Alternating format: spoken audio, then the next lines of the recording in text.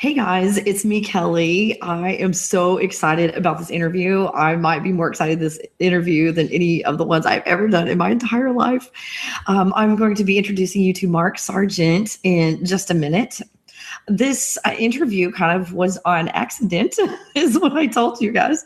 I asked you, who do you want me to interview? And a lot of you said, interview Mark Sargent, Mark Sargent. So I'm like, okay. And I was asking for 20 interviews at one time, and I trust you guys, and I didn't quite look too closely and at what Mark was doing, and I asked him, and he agreed, and we set the date, and then I started to watch the videos, and I was like, oh my gosh, this is on the flat Earth. Oh my goodness, what have I done? What do I do now? So I thought I'm going to watch all these videos and see what he has to say, because I like for people that have different opinions or different perspectives to present their information, because you never want to trust everything that you see. You want to question everything. So I thought this will be a great idea to question everything. So as I was watching his videos, something happened, and it was almost like a remembering that when I died and came back, there was a lot of stuff that didn't quite make sense. And I didn't really know to turn back around and look at the planet that I was on to see what it looked like, because I assumed it was round. There were a lot of questions that I had, excuse me, allergy time. A lot of questions I had because I did some remote viewing, and we already got a ton of questions already coming up. Remote viewing and astral projection, and I had seen some things, and that was like, okay, if the Earth is a sphere, why would it look kind of like that from the inside of the Earth? Why am I only seeing a section of some type of holographic projector projecting, but it wasn't like I could see completely in this round sphere. So there were so many things that I had questions about, that when I was watching the series that Mark put out, and I encourage all of you to go watch the series. I'm going to have a link to his channel below in the description. And I was watching it, and everything just started to clear up, all these questions I had when I died and came back. And I thought, oh my gosh, I've never remote viewed the Earth. I need to go do that and see what's going on. The last video, he was concluding with everything, and I've got my cry towel. I just started to cry. I started to cry because all of these things that I was so confused about for the last 4.5 years suddenly became clear to me. And it was like, okay, now I don't have to stress out about all this information anymore. So I cannot wait to introduce you to Mark Sargent. And without further ado, here he is. Say hello, Mark. Hey, Kelly. Nice to be here. Thank you. Thank you very much for having me.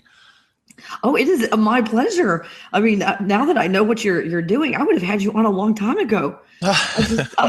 I had no idea. And you're the first person, by the way, that excuse me, that if I'm not mistaken, that actually invited me onto your show or onto a show without actually viewing the videos. Well, that's because I have highly intelligent fans, and I trust them. I really trust them, and they trust me too. So based on just them telling me, so many of them telling me to interview you, I was compelled to interview you and trusted that you had something of substance. So that's why I did it. And then I was like, oh crap, flat Earth, really? But when you get through all of those videos that you put out, and it's not very long, when you put all the videos together, it's just like sitting down and watching a movie. Yeah, it's not even a couple hours. Yeah, it doesn't take very long at all. And It was very enjoyable. And just the whole time you're going, that's why that happens. Oh, now I understand. And then everything all of a sudden that you learn in school just seems ridiculous. Yeah, agreed. Totally agree. And I can't remember what video it was that I was watching, but it was before you showed an actual map. Because I was thinking, how do you handle this? You got north, the North Pole, south, the South Pole. I'm thinking of a spherical, Earth. Yeah. And if, everybody's going south and you get to the South Pole, how can it just not be there? And how can there be and then it was like, oh, if you have a ring around a plate, or I'm sorry, we have sirens going off all the time. If you have a ring around the plate and, all the continents in the middle, and you've still got what you call south, going towards the South Pole, if you have an ice barrier around everything, every time you go south, you hit an ice barrier, no matter where you are on the planet. So it was like, I saw the map in my head before I I saw the map in your videos. That was incredible. Yeah. Yeah, that clue was called the map makers. That was number 3. And you're absolutely right, because the North Pole, if you think of it as a circular map, excuse me, the North Pole is the bullseye, and then the South Pole is just the outer ring. It's the edge of the target. So everywhere you go, no matter which direction you go, eventually you're going to hit the South Pole. Yeah, which is fascinating to me. Mm-hmm. So how many years did you think that the Earth was actually a sphere?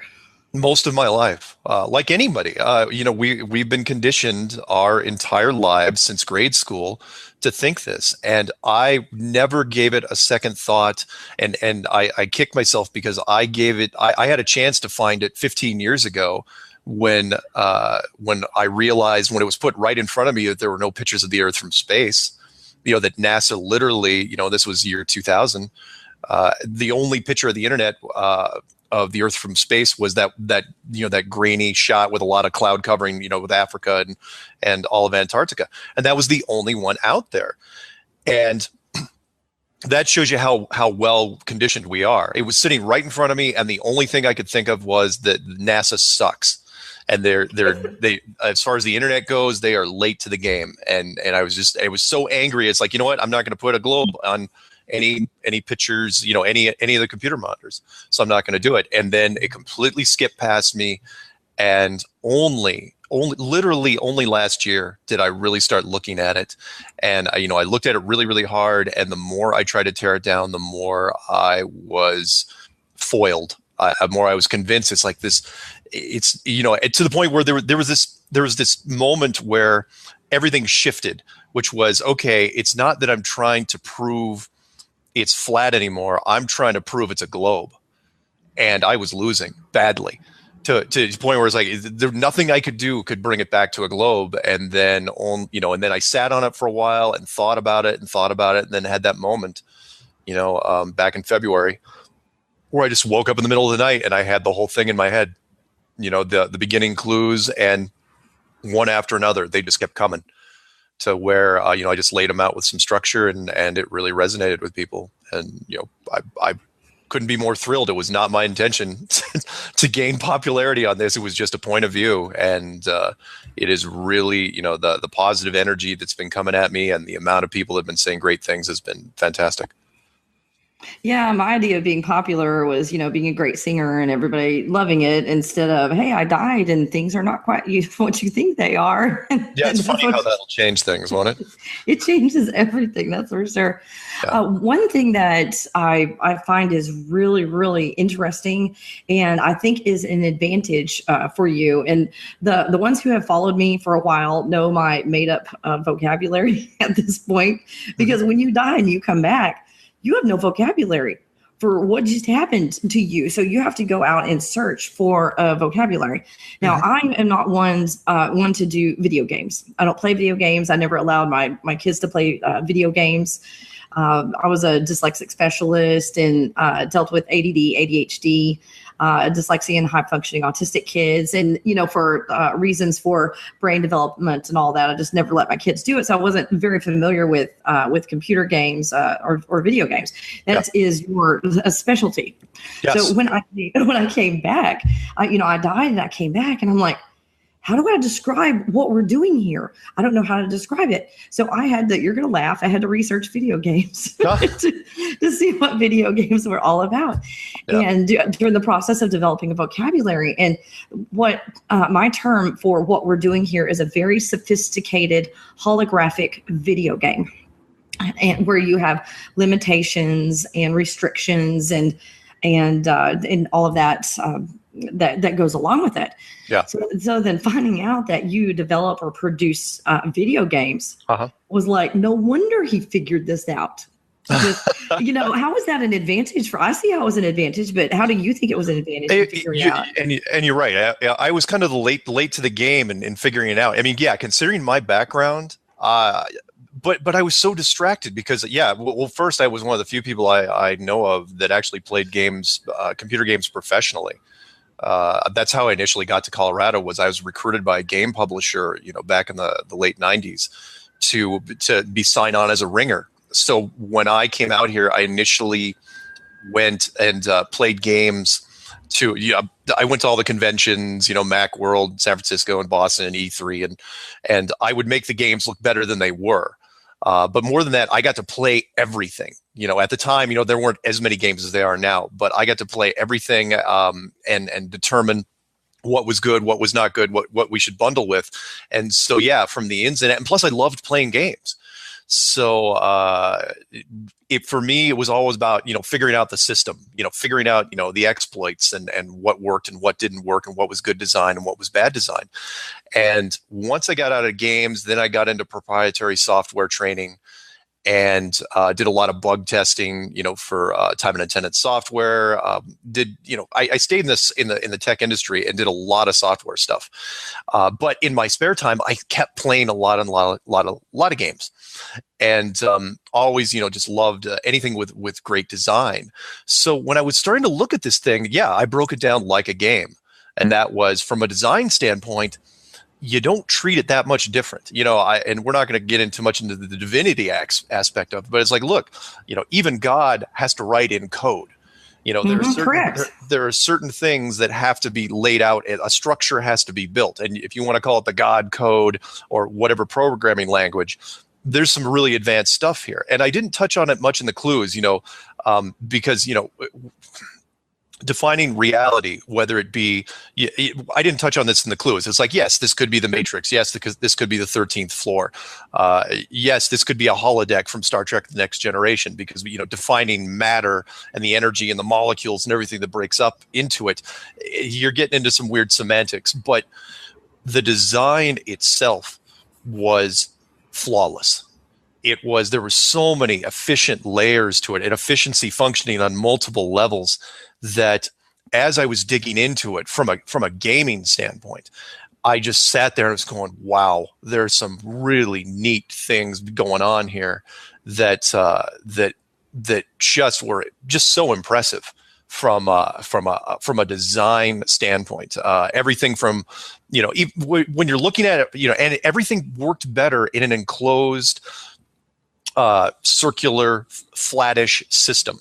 That was the part that stuck out the most to me, was that everything was very, very tight and compact and super, super efficient. So the continents, in the center of this, giant, it was mostly ocean, and a saltwater ocean, which was only 3% salt content, which did wonderful things. The temperature variations when you got to the outer edge, the temperature variations when you go up, the reduction of oxygen as you go up, just so many great little negative reinforcements things that what they do is, aside from, creating, it completely removes the illusion of the cage. People say, oh, you were in jail, we're in a prison. It's like, no. You're not in a prison if you don't know you're not, if you don't know it. And that is that you don't see the bars and you think that turning back from the edge because it's too cold is your decision, then it's not a cage anymore. It's just your world, and you can make it whatever shape you want. People said, oh yeah, it's a sphere. They could have said it was a square and people would have bought it if you throw in the right math. So. Oh yeah, absolutely. Now, when I came back, before I died, I don't know if it was remote viewing or astral projection. I think I did a little bit of both before I died, but it was very, very limited. And when I died and came back, it was like, oh, I can do this automatically. Go and look everywhere. So yeah, I never looked at planet Earth. So I think it was last week. I don't remember what day I talked to you, but it was a couple days before I talked to you because I wanted to go look for myself and see what the Earth looked like. Sure. So I prepared myself, and it wasn't like, I'll just go look and see what it looks like. You have to go, my whole world might be turned upside down. I need to get ready for this. So that's the kind of preparing that I needed before I looked. Yeah. And when I looked, this was on one of the videos that I did in a Q&A. Here is what I saw. Now, this is, I guess, maybe what it looks like from the inside. I don't even know how to describe this, but this is kind of the general shape that I got. Yeah. But as a silhouette from the side, now it goes down a little more pointed than this. I just kind of lost paper at the bottom. And I always put out a warning before I draw anything. But I saw the Earth, and we had talked about this, calling it the flat Earth, because it wasn't truly flat. It was kind of like a pancake that has a little bit of a rise to it, if you will. Sure. But underneath, I found a picture, and I think it's one that you had in your videos, of the Earth on top, and it looked almost like a diamond shape at the bottom that was made out of dirt. Yeah, that's the picture I usually end the clues with. But yeah. Mm-hmm. Yeah. So I was thinking, maybe that's what I'm going to see. But this appeared, and it was along the lines of a crystal city. And I've seen lots of crystal cities, lots of colors, blue and white, clear, red. But I'd never seen a dark one, kind of like smoky quartz. But it appeared to be like a dark crystal city underneath. And what is underneath in space, really? If they're up and we're down. Exactly. Yeah. There's no perspective there. Absolutely. And I've got to do a disclaimer for you. Hold that picture up one more time. Oh, okay. Okay. For those in your audience, Kelly has never seen The Signal, a movie that didn't make a lot of money last year, but at the end of The Signal, and I'll do a spoiler for you guys. You find spoiler alert. Spoiler alert. The kids find out that they're in an enclosed world, floating out in space, and the very last scene of that is when they pull back and they show that very scene right there, where it's a dome type city with a very pointed crystalline mechanical structure underneath that points down. And I haven't sent you the picture yet, but after the show, that's the first thing I'm going to do is I'm going to download it. I'm going to send it to you. You're going to freak out when you see it, because that's exactly what it looks like. Oh, thank you so much. Yes. I'm going to share that on Facebook. So all my peeps on Facebook, get ready for a picture. But if you want to go past her drawing, just all you have to do is watch the literally the last 2 minutes of the movie The Signal, which came out just last year. Lawrence Fishburne was in it, in case you want to look it up by actor. I'm going to see if I can rent that. I think they've got it at Redbox. Yeah. I mean, most of the movie's okay. I mean, it's pretty good, but the last 20 minutes is just amazing of that movie. And I for science fiction fans, I highly recommend it. And if you're into the enclosed world, flat Earth type thing, you got to check out the last 5 minutes of that thing. It's really cool. Oh, this is fantastic. Yeah. Another thing, because you were talking about game creation and creating an enclosed system, like if you did it, what would you do? Yeah. And I did watch the movie Dark City. I'd seen it a long time ago, and I completely forgot all the details. I found it on YouTube, and I watched it the other night and remembered. But that is how I teach people how to manipulate the weather. How to take a tornado and basically spin it the other direction and dissipate a tornado, dissipate hurricanes, how to make it rain. I teach people how to do that. And when I saw the movie Dark City, are you familiar with the movie Dark City? Oh, very familiar with the movie Dark City. Not only do I reference it in Clue, which Clue was that? Shell Beach. Oh, yeah. Yes, that's why I looked it up again, because I'm like, oh my gosh, this relates to more than just manipulating the weather. Let me see what he's talking about. Yeah. I actually called my clue Shell Beach based off of the mythical thing in Dark City, and that is you can never get to Shell Beach. So yeah, no, Dark City is a fantastic movie. I mean, yes, the enclosed system is a little small because it's only as big as a city instead of a giant vast area. But love that movie. So I was using, if you call them psychic abilities or a higher level of awareness, to manipulate the weather. And it was really, really difficult. And suddenly when I was watching the movie Dark City, it was like, wait a minute. What if I treat this as if where we're living is just like in that movie, where it's controlled with something, mechanical or technological, and your mind is used to control that technology. And I'm going to visualize it that way and control the weather. And suddenly I was able to control the weather better. I was like, wow. So people who are psychic, they can see how this is absolutely possible just from a psychic standpoint of being able to do this. Yeah. So, incredible. We've got some questions already coming. Okay. Yeah, if you guys want from beginning to end, this interview is not about, he's going to explain from beginning to end about the theory, which I don't think is a theory anymore. I think it's kind of proven in my court, it's proven. But if you want all the details, I'm going to have the link below, and you can go and watch from the beginning and watch it all. My husband, who I call a caveman in clothes, he's the one that he is the last person to believe anything. You know, he holds out till the bitter end with believing stuff. And when I watch it, because when I was watching video number 1, and he's like, oh, flat Earth really is full of crap. So he went off in his shed and, did his caveman stuff. And then I just kept watching. I'm like, I don't care about your attitude. I'm going to keep watching. So I think I was on video 3 or so. Which I think was number 2, because there was almost like an introduction video, then video 1 and 2. So I think it was on. Number 1 was the empty theater. Number 2 was the bird wall. Number 3 was map makers. Yeah. So I think it was about the bird wall. He came back in, and I'm like, I'm not changing what I'm watching just because he came back in. And if he says anything, I'll tell him he can just go back in his little cave and have some fun. But he started watching it, and he was like, oh my gosh. And we were several videos through, and he was like, how did I not see this? This is my very logical husband that resists everything that he learned growing up. And wow. If you would have asked me in 2013, if somebody would have walked in, if I would have been in a bar and somebody said, oh yeah, I ever heard about the flat Earth? I would have laughed him out of the room. I would have said, what are you talking about? Because again, it shows you how well done it is. 99.9% of the population is just, wow, you've got a mug as big as mine. Oh yeah. I've been known for having a big mug bigger than my face. Yeah. Nice. But yeah, it's how well the conditioning is. And not only that, but there's a group of people, like anything, like it's different from other conspiracies. Other conspiracies, it's like, well, if you look at 9/11 or Pearl Harbor or JFK and stuff like that, it doesn't affect people directly. It doesn't affect them in a visceral way. But this one, for the very obvious reason, and I'll steal from the Matrix here, when Neo was told where he was, he got really, really angry, and he freaked out and passed out. And they said, look, we don't generally tell people after a certain age. And yeah, the older you are, in most cases, the more conditioning you've had.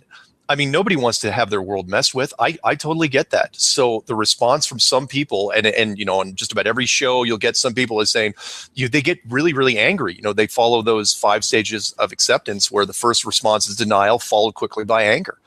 And it's like, how dare you? I've had people tell me that. How dare you tell me what my world is?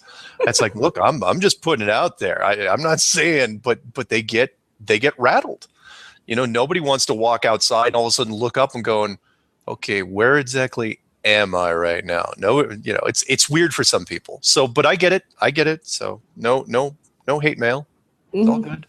Oh yeah, no hurt feelings either. Because this, for some people, this is hard to swallow. Absolutely it is. Oh, it was for me too. I started out trying to crush it. I thought for sure it'd be like, you know what? I'm just going to look at it. I'm going to find the holes in it and throw it out in a weekend. And then 9 months later, I'm staring at this thing, with bloodshot eyes, going, "Okay, maybe this weekend I'll figure out how to tear it down." And I couldn't.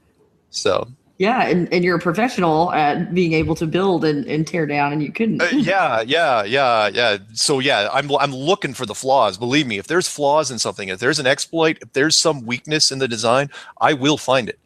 And I couldn't do it. Those that are psychic are finding glitches in time, glitches in, wait a minute, this person was supposed to be alive and they're dead, or they were supposed to be dead and they're alive. Yeah. There are some glitches that are happening right now that are some clues that, hey, we are dealing with the type of technology and this is not organic, so to speak. Yeah, very, very much so. Yeah, there seems to be, and maybe it's the right time. Maybe it is this time that, if you call it part of the design, call it deliberate, that we're supposed to, the cracks are being found. And, there's only so many cracks that can be found before all of a sudden, the whole thing starts, falling apart. Mm-hmm. Absolutely. Yeah. And before this interview, I gave you a little bit of a warning that they're already talking about on the Facebook how cute you are. How good looking you are. I am not. I thank you. I appreciate the compliments, but I do not look in the mirror and go, "Ooh, yeah." He's so humble. Yeah, he's so humble. Well, I have never winked and pointed at the mirror and gone, "Yeah." Never done that. You never Fonzied anybody. No, I have never Fonzied anybody. Good reference. Oh, let's see. We have Mark Maves. Mark is able to move objects with his mind. I've interviewed him on my show, and he has several videos of moving objects. So his name is Mark as well. So that might be question number one. How come every Mark I've ever met is so dashingly handsome? Thank you. Again, I am currently single. Not because of the flat Earth thing, but just because I haven't really met the right person recently. Yeah. But there you go, but I am still looking. How's there that? You go.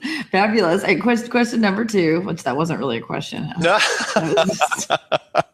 was just stating the obvious. Let's see, what's the difference between the flat Earth theory and the hollow Earth theory? That's a good one. No, that's a good one. And my model doesn't really conflict with it. In fact, I was a hollow Earth guy 10 years ago. To the point where I was actually, it's going to sound silly, but flat Earth, nothing sounds silly at this point.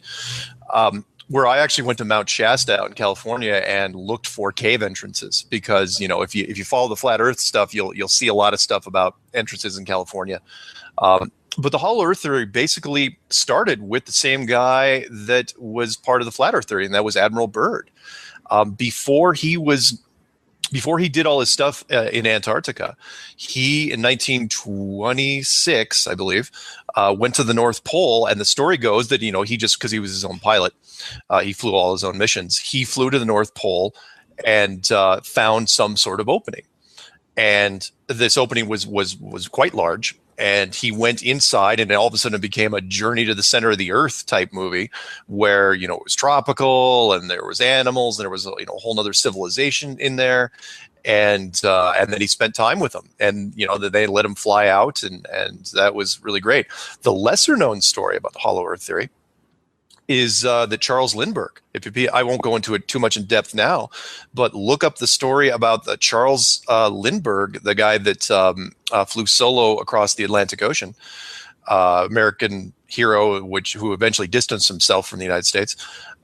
Look up Charles Lindbergh hollow Earth theory, and you will find him referenced, and there's wonderful thing. But anyway, the point is, hollow Earth is that at the North Pole, there is a whole entrance into a whole nother civilization and realm, whereas flat Earth really deals with stuff that's on the surface. But in my model, the two are actually fairly, there's no conflict. So you can have flat Earth and hollow Earth at the same time, because on a flat system especially, there's got to be something on the inside, and whether it's your crystalline, city type structure underneath, or it's something more organic, who knows? But absolutely, the two could exist together.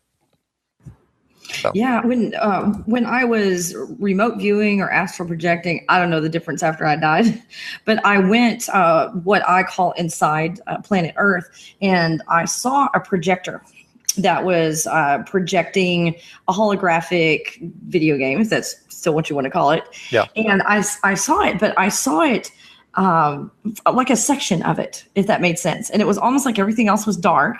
And I thought, well, maybe it's just dark in the rest of the sphere, and inside of it. And I only saw one section.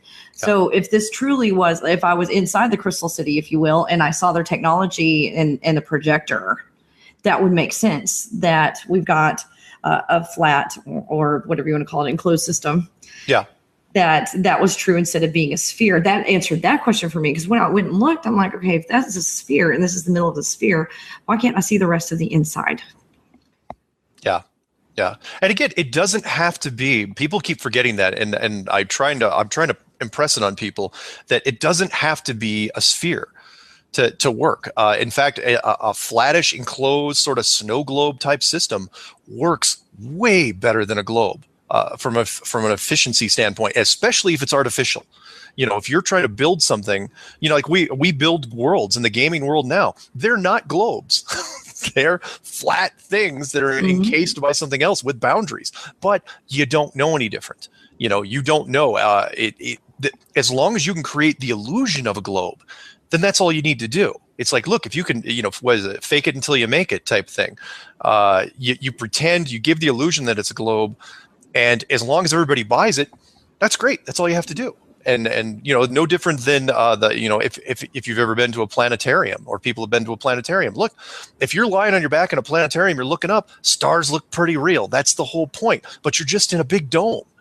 Imagine if you made that thousands of miles wide, and it's at that point it becomes very, very easy. And I got to address this because people have been bugging me about this with questions. It's like, well, you get different star patterns depending on where you are in the globe. They spin one way, south of the equator, they spin another way in the north. I'm going, okay, think of it this way. This is the easiest way I can come up with. Think of a planetarium. Now think of two of them. If you put two planetariums in the same structure, you can create the different star systems. It just depends where you are in the planetarium. So when it comes to the sky, you can create anything in the sky you want. There is no limit when it comes to that. So if you want the sun to do a figure eight, you can. If you want to put a smiley face on the moon, you can. There's nothing from a design standpoint that is off limits. So there you go. And that there is technology that we use today, that my computer screen over here, if I want to put something over it so that only I see what's on that computer screen and the person sitting over here cannot see it for privacy reasons or whatever, that technology already exists. So it is absolutely possible to have one dome. And over here, like if you're in the United States in Texas, over here, because of the way that the screen is tilted, I'm looking at the same place in the sky, but I'm seeing something totally different than these people over here that are looking at exactly the same place.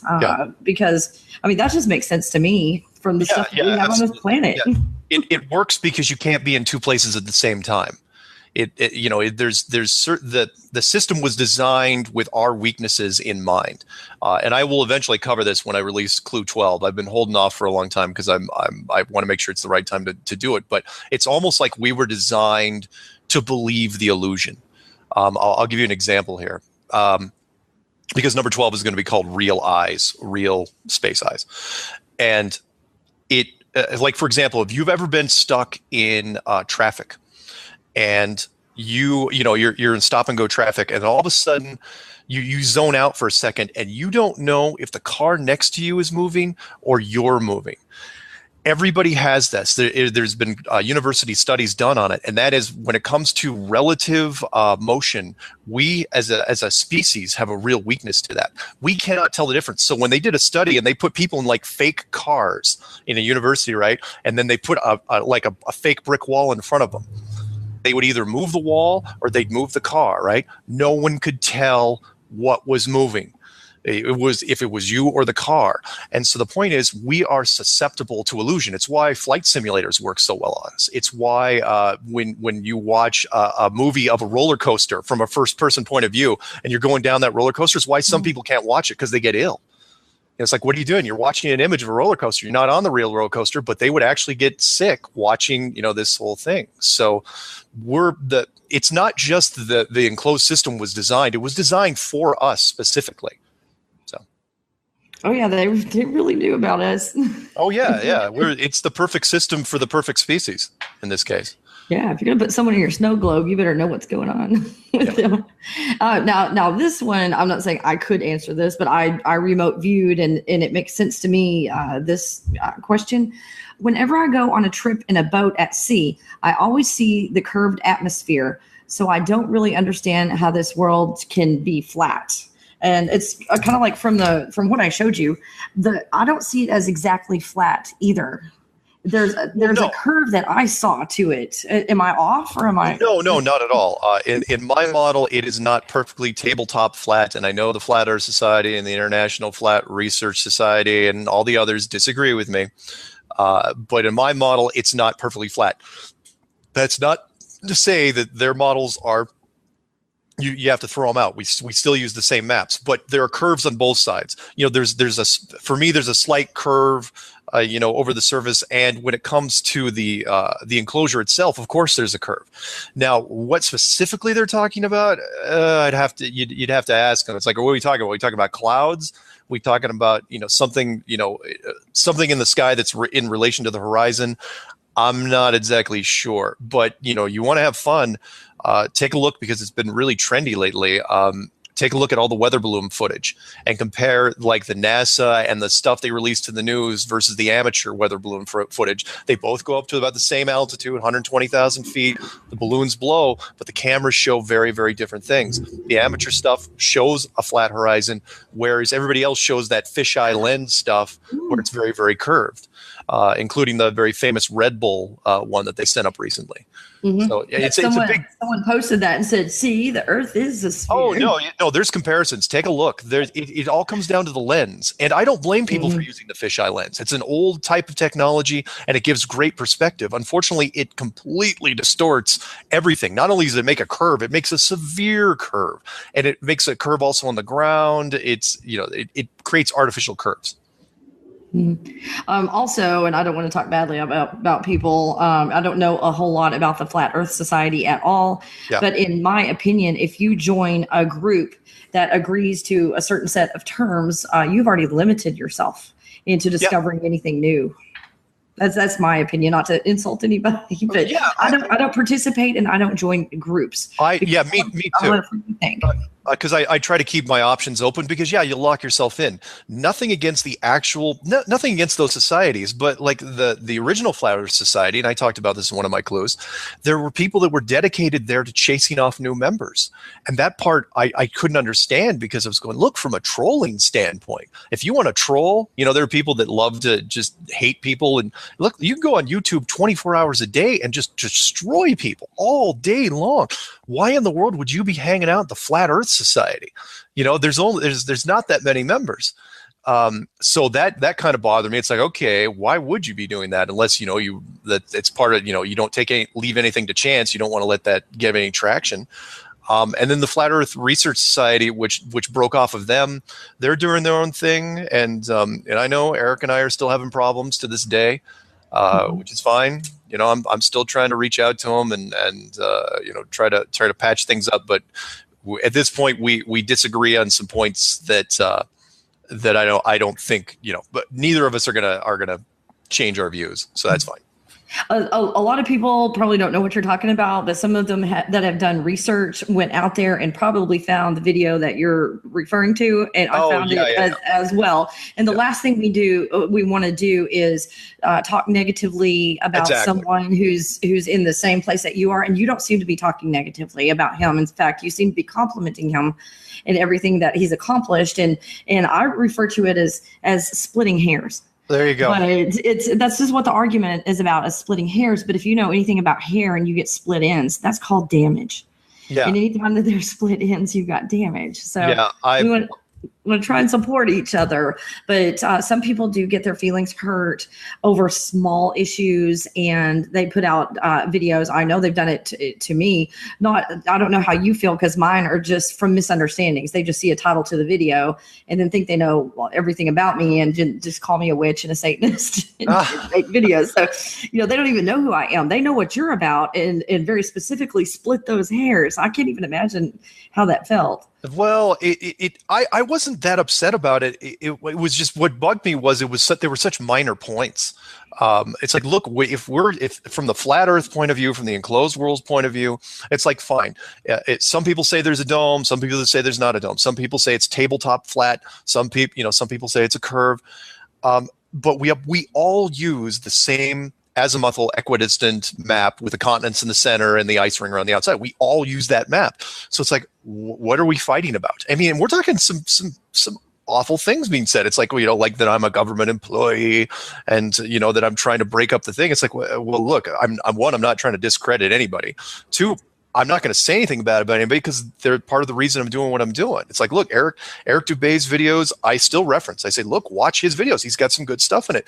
Matt from the NASA channel's got some good stuff in there. Kelajagia, My Perspective, all the new people that have been coming out in 2015 doing all this stuff. Everybody's got some good stuff. So all I'm saying is, like, look, just, I'm not saying we should all join hands and sing Kumbaya and all that, but at the same time, let's not get into, if we agree to disagree, fine. Nobody should be throwing stones anywhere. It's precarious enough as it is. So I'm never gonna bash anybody. It's counterproductive, and and I think it's moving in the right direction anyway. So it should settle down sooner or later. Mm-hmm. No, here's this question. I can't answer this question. What? I've watched some of the flat Earth videos, and they lack credibility from my perspective. Okay. Science confirms the spherical shape. You mean controlled science that you learn at school? I don't know. Yeah. Even simple observations support it. And yes, there have been flights over the Antarctic. Yep. So can you hold all three questions in your hand? Yeah. Okay. Fantastic. Whoever that is, and these questions. Earth Sky Web posted that one. Thank you. These questions do not surprise me, and fantastic. You're never going to believe in it. Fine. If you're happy in your globe, more power to you. I can only say that eventually, and because look, if this sunk into everybody right away, I would be amazed. But there's a lot of people, and again, this comes down to the conditioning. If you go to school, and this, who knows, maybe this guy's got an astronomy background, maybe he's a scientist, because the more sciencey you are, the more into whatever scientific discipline, the more you're going to resist this, because the textbooks you have been reading, forget about high school, if you went on through college and studied a lot about geography and astronomy and astrophysics, then you're going to be even more conditioned to the point where the denial, you're going to be one of those people. It's like, if it ever comes out eventually, if it comes out that it's an enclosed system, you're going to handle it badly. You're going to be sitting in the corner, in a fetal position, wondering, with the lights out for a while. When it comes to the flights over Antarctica, though, because that was the big point he brought up there. Okay. Yes, of course they're going to claim that they have flights directly over Antarctica. They have to. But you got to remember, when they're flying over Antarctica, especially recently, the GPS system was designed to hide this thing from our point of view. No, I do not. There's somebody that asked me this the other day, and I love throwing this back at people. And I say, okay, fine. You can show me on a map, they'll say, oh yeah, people crossed from one end to the other of Antarctica. Here's the route they took. Here's the government they worked for. I'm going, that's fantastic. And then I throw up a picture of the moon, and I say, okay, here's a picture of the moon, and all these little circles on it. And I have these in a couple of my videos. All these circles on it show where the Apollo missions landed, where they set up camp, where they drove their moon buggies. So do you believe that the Apollo missions happened? And because, that's been just blown, it's so full of holes at this point that I can't imagine anyone believes it anymore. And because you can't believe one without believing the other. So fine. If for that guy, it's like, fine, you also believe in the moon missions. Great. We have nothing left to talk about at this point, because there's nothing I can do to convince you, because there's certain things you have to get past before you even look at Antarctica. And the first thing, which is why I really went into the clues with that, is the Apollo missions. And that is, you've got to look at NASA as a whole. NASA was created. The entire reason they were created, people say, oh, it was the Cold War. It was, missile technology. No, the entire reason they were created in 1958 was to keep this under wraps. No play on words there.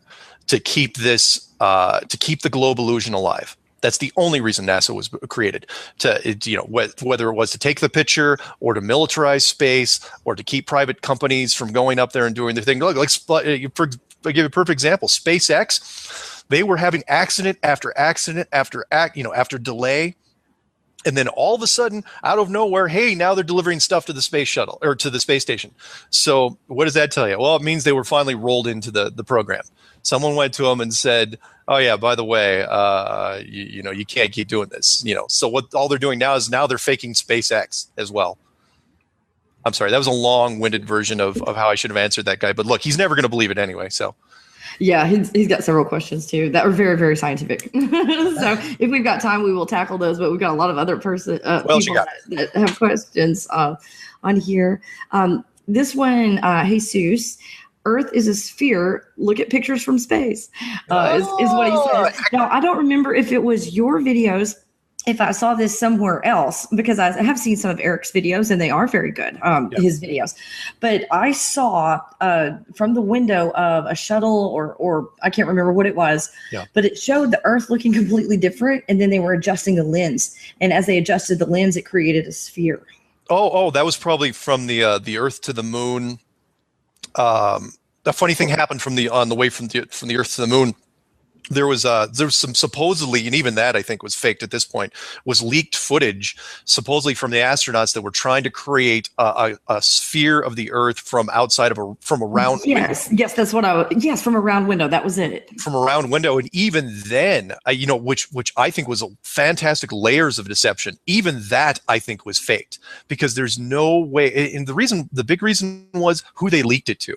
They leaked it to this guy. It's like, so they leaked it to, of all the people they could have leaked to, they leaked to this guy who made this, this documentary called "Funny Thing Happened from the Earth to the Moon." But to answer that guy's question right there, oh, there's pictures of the Earth from space. Really? Tell me which ones they are.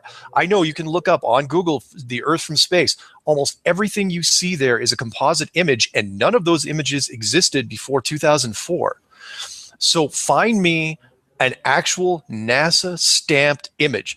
And by that I mean find me more than one, because there is only one that has ever been officially sanctioned. The rest of them are admitted composite images. And for people that don't know what a composite image is, it's just layers, it's strips of images that are formed together with Photoshop or whatever you want to use to create a globe, a simulated globe.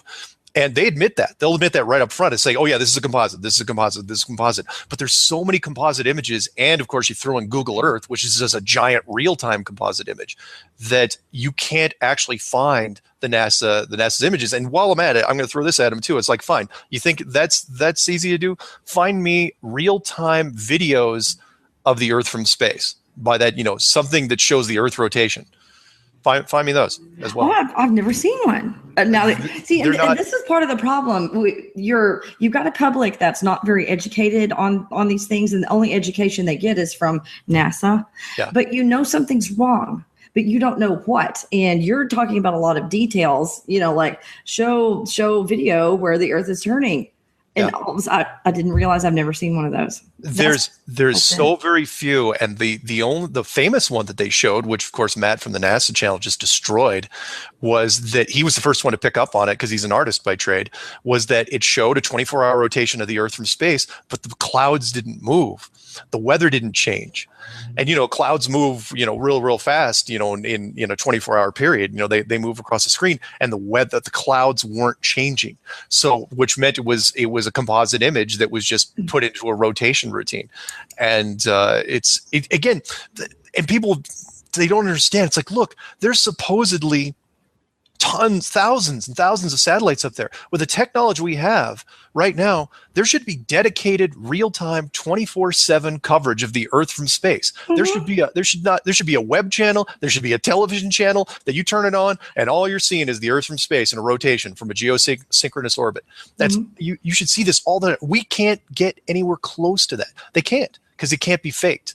Unfortunately, the internet hive mind that finds everything, and by that I mean, look up moviemistakes.com. The internet will find mistakes in everything. For people who don't know what moviemistakes.com is, there are nerds out there that will find every single mistake frame by frame in every movie or television show that's ever been made. So if a coffee cup moves from one side of the screen to the other before the scene changes, supposedly, then they'll catch it. Do you really think they're going to miss anything when it comes to government footage? No, not a chance. Absolutely. Oh my gosh, there's so much to ask. How do you explain time zones on a flat Earth? And why do flat earthers claim that the Earth is encased in a protective dome? Okay. That's a two-part question. I'll answer the last one first. And that is, not all flat earthers believe that it's encased in a protective dome. I do, for several reasons. The first one is, from a design standpoint, this is about the most obvious I can make it for you. You do not want to let a population like ours out of here. We are, if you watch enough science fiction movies, and look, this is not me being negative in anywhere, but we are a mess when it comes to, by that I mean men. You do not want men rampaging around outside of this system. There's been several science fiction movies that said, yeah, we do not want human beings, running around the cosmos and doing things. But from a design standpoint, you could do a lot more with an enclosed system. You can handle the airflow, the jet stream a lot better. You can handle the sky a lot better. as far as simulating, the stars and handling the, the sun and the moon. Everything works better in a closed in dome system. That's the short version, and I won't go into it too much because I know we got lots of questions. But what was the first part? Was how do you explain time zones? Oh yeah, time zones. Which we had a problem with today. People have been bringing that up lately, and I think that's because remember, time zones are based on the sun. I think people are asking that wrong, and that is remember, time zones are based off of where the sun is in the sky. So if you're asking me how the sun is curving around the sky without lighting up everything at the same time, then which is why in my model it has got some slight curves to it. Remember, if the sun is rotating above this circular system, and it's not a directional light, obviously the sun shines in a lot of different directions at the same time, then if it's got a slight curve at the center of it, that handles. There's some animations out there. You can find them online on YouTube that'll show it a little bit better. But that's how it happens. So if there's a slight curve at the center, it handles the sunrise and the sunset much more elegantly than a tabletop flat surface. That's how I would do it. But I think that's what they're asking, is that how can you talk about how can time zones exist if the sun is shining everywhere at the same time, and it's not, obviously. So. Mm-hmm. Yeah, I had a question about that too. You answered it. Yeah. Now there is an animation out there, and if people can't find it, because it's been used, it's not mine. I don't know who made it, but if people want to email me, I will send them the animation for it. I've got it on my machine, and I've got it in a real short snippet, so I can fire it off to them. Oh, that's cool, because a lot of people are very visual, and it's hard when you're just talking about it to visualize it. Sometimes when they see, like you're saying. Yeah, something actually moving, then it's like, bing, it makes sense. The animation does it a lot more justice. Let's put it that way. Now on the dome, this is something I had asked you about. Mark and I talked a few days ago. It was like I didn't want to get off the phone, but I had to go make dinner or something. So I was like, this is the most interesting conversation on the planet. When I died and I popped out of my body, I popped through what I call a membrane. And it was like the earth from that perspective, when I popped out and looked back, the earth appeared to be curved. But I was looking at it through a dome or what I thought at the time, this was assuming that, because I wasn't fully awake. When you first die, you're not fully awake. And you're just going like, okay, who am I? Where am I? Oh, and then you start to wake up and remember who you are and what you were doing. So I described it as the earth being here and then a ball, if you will, around the earth made out of material kind of like sunglasses. Nice. That's very, very, very, very dark. And I asked you, is it possible? Because when I remote viewed the earth from the side, the what looked like a crystal city to me was kind of dark, and the dome appeared to be dark as well over it. Sure. So for the purposes of projecting images, if that's what they're doing inside of this, projecting the stars and because I know they're projecting some things, I've taken pictures. Sure. Would a dark background make sense? It does. It makes perfect sense. As a matter of fact, using a dark structure would actually, from a design standpoint, I think work better than a light standpoint. And for those, if you want a visual thing, think of a television. When your television's turned off, you're looking at a dark glass with a dark thing behind it. You can get a lot more from a projection standpoint, starting from dark and then working out to light, because the default state would be dark. No different than a computer monitor. When it's when you think it's an absence of color, but it's actually, it's so black necessarily. When you see black on a monitor, it's not necessarily black. It's the absence of an image. Oh, so okay. from a display standpoint, it's more efficient to do it that way. Well, that makes complete sense. Yeah. I had also asked you in this phone call, because a lot of weird stuff has happened that doesn't make any sense. I went outside. I'm in the big city, so when you go outside, there's 15 stars, and that's it. You go out in the country, and there's 40 billion stars everywhere. So of the 15 stars that we have left here, I was called out about 3 or 4 o'clock in the morning, and I got kind of like a psychic message: "Come outside. I want to show you something." So I went outside. I'm like, okay. So I look over here, and there's an object blinking blue, red, green, white. I'm like, hey, that's not a star. So I got my professional camera and I zoomed in, and I'm like, that's a spaceship. Oh my gosh. And so I thought, well, there's some other stars over here, and they're blinking kind of funny. Wait a minute. There's Orion's belt. I'm going to see what the stars actually look like compared to what I think is kind of like a spaceship looking thing, or possibly a satellite. I'm not sure. But okay, I'm going to look at Orion's belt. So I looked at the 3 stars of Orion's belt, and they were spaceships too. They were not stars, they were spaceships. But then I've gone back outside and looked again with, zoomed in to take a picture and all that, and there's stars again. So I couldn't explain that. It could be that they're all part of the same structure. I've told people this in other things, but I've gone out for years with night vision. And again, for people that have the means, if you can pick up some night vision binoculars, from Amazon, there's several brands out there. I use Night Owl with a 5x power, and you can't get them that powerful. I think 10x is about as powerful as you can go, but don't spend the money on that if you don't have it. The sky is crawling with stuff. I mean, there's so many things flying around up there that people don't see because you can't see them with your naked eye. You can only see them with night vision. Squadrons and it looks like some days it looks like rush hour. I mean, it's an amazing amount of stuff that's up there. But what I noticed, kind of like what you were saying, was that when because they were about the same size as stars, as far as the perspective goes, to where I was thinking, if they just threw that ship in park, no one would be able to tell, and then they lit themselves up. No one would be able to tell whether that was a star or if that was a spaceship. So it's I use the joke from the old movie Close Encounters of the Third Kind with Richard Dreyfuss from years ago, and there was a funny scene in there where the ships were flying across the sky, and they happened to just several of them formed the Big Dipper. And then the Big Dipper kind of slid across the sky, and it was a funny moment. It's like, oh yeah, by the way, here's what else we can do.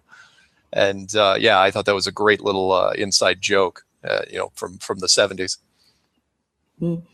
Yeah. We've got another question. Oh yeah, throw them at me. If Earth is flat, we got a bunch of questions.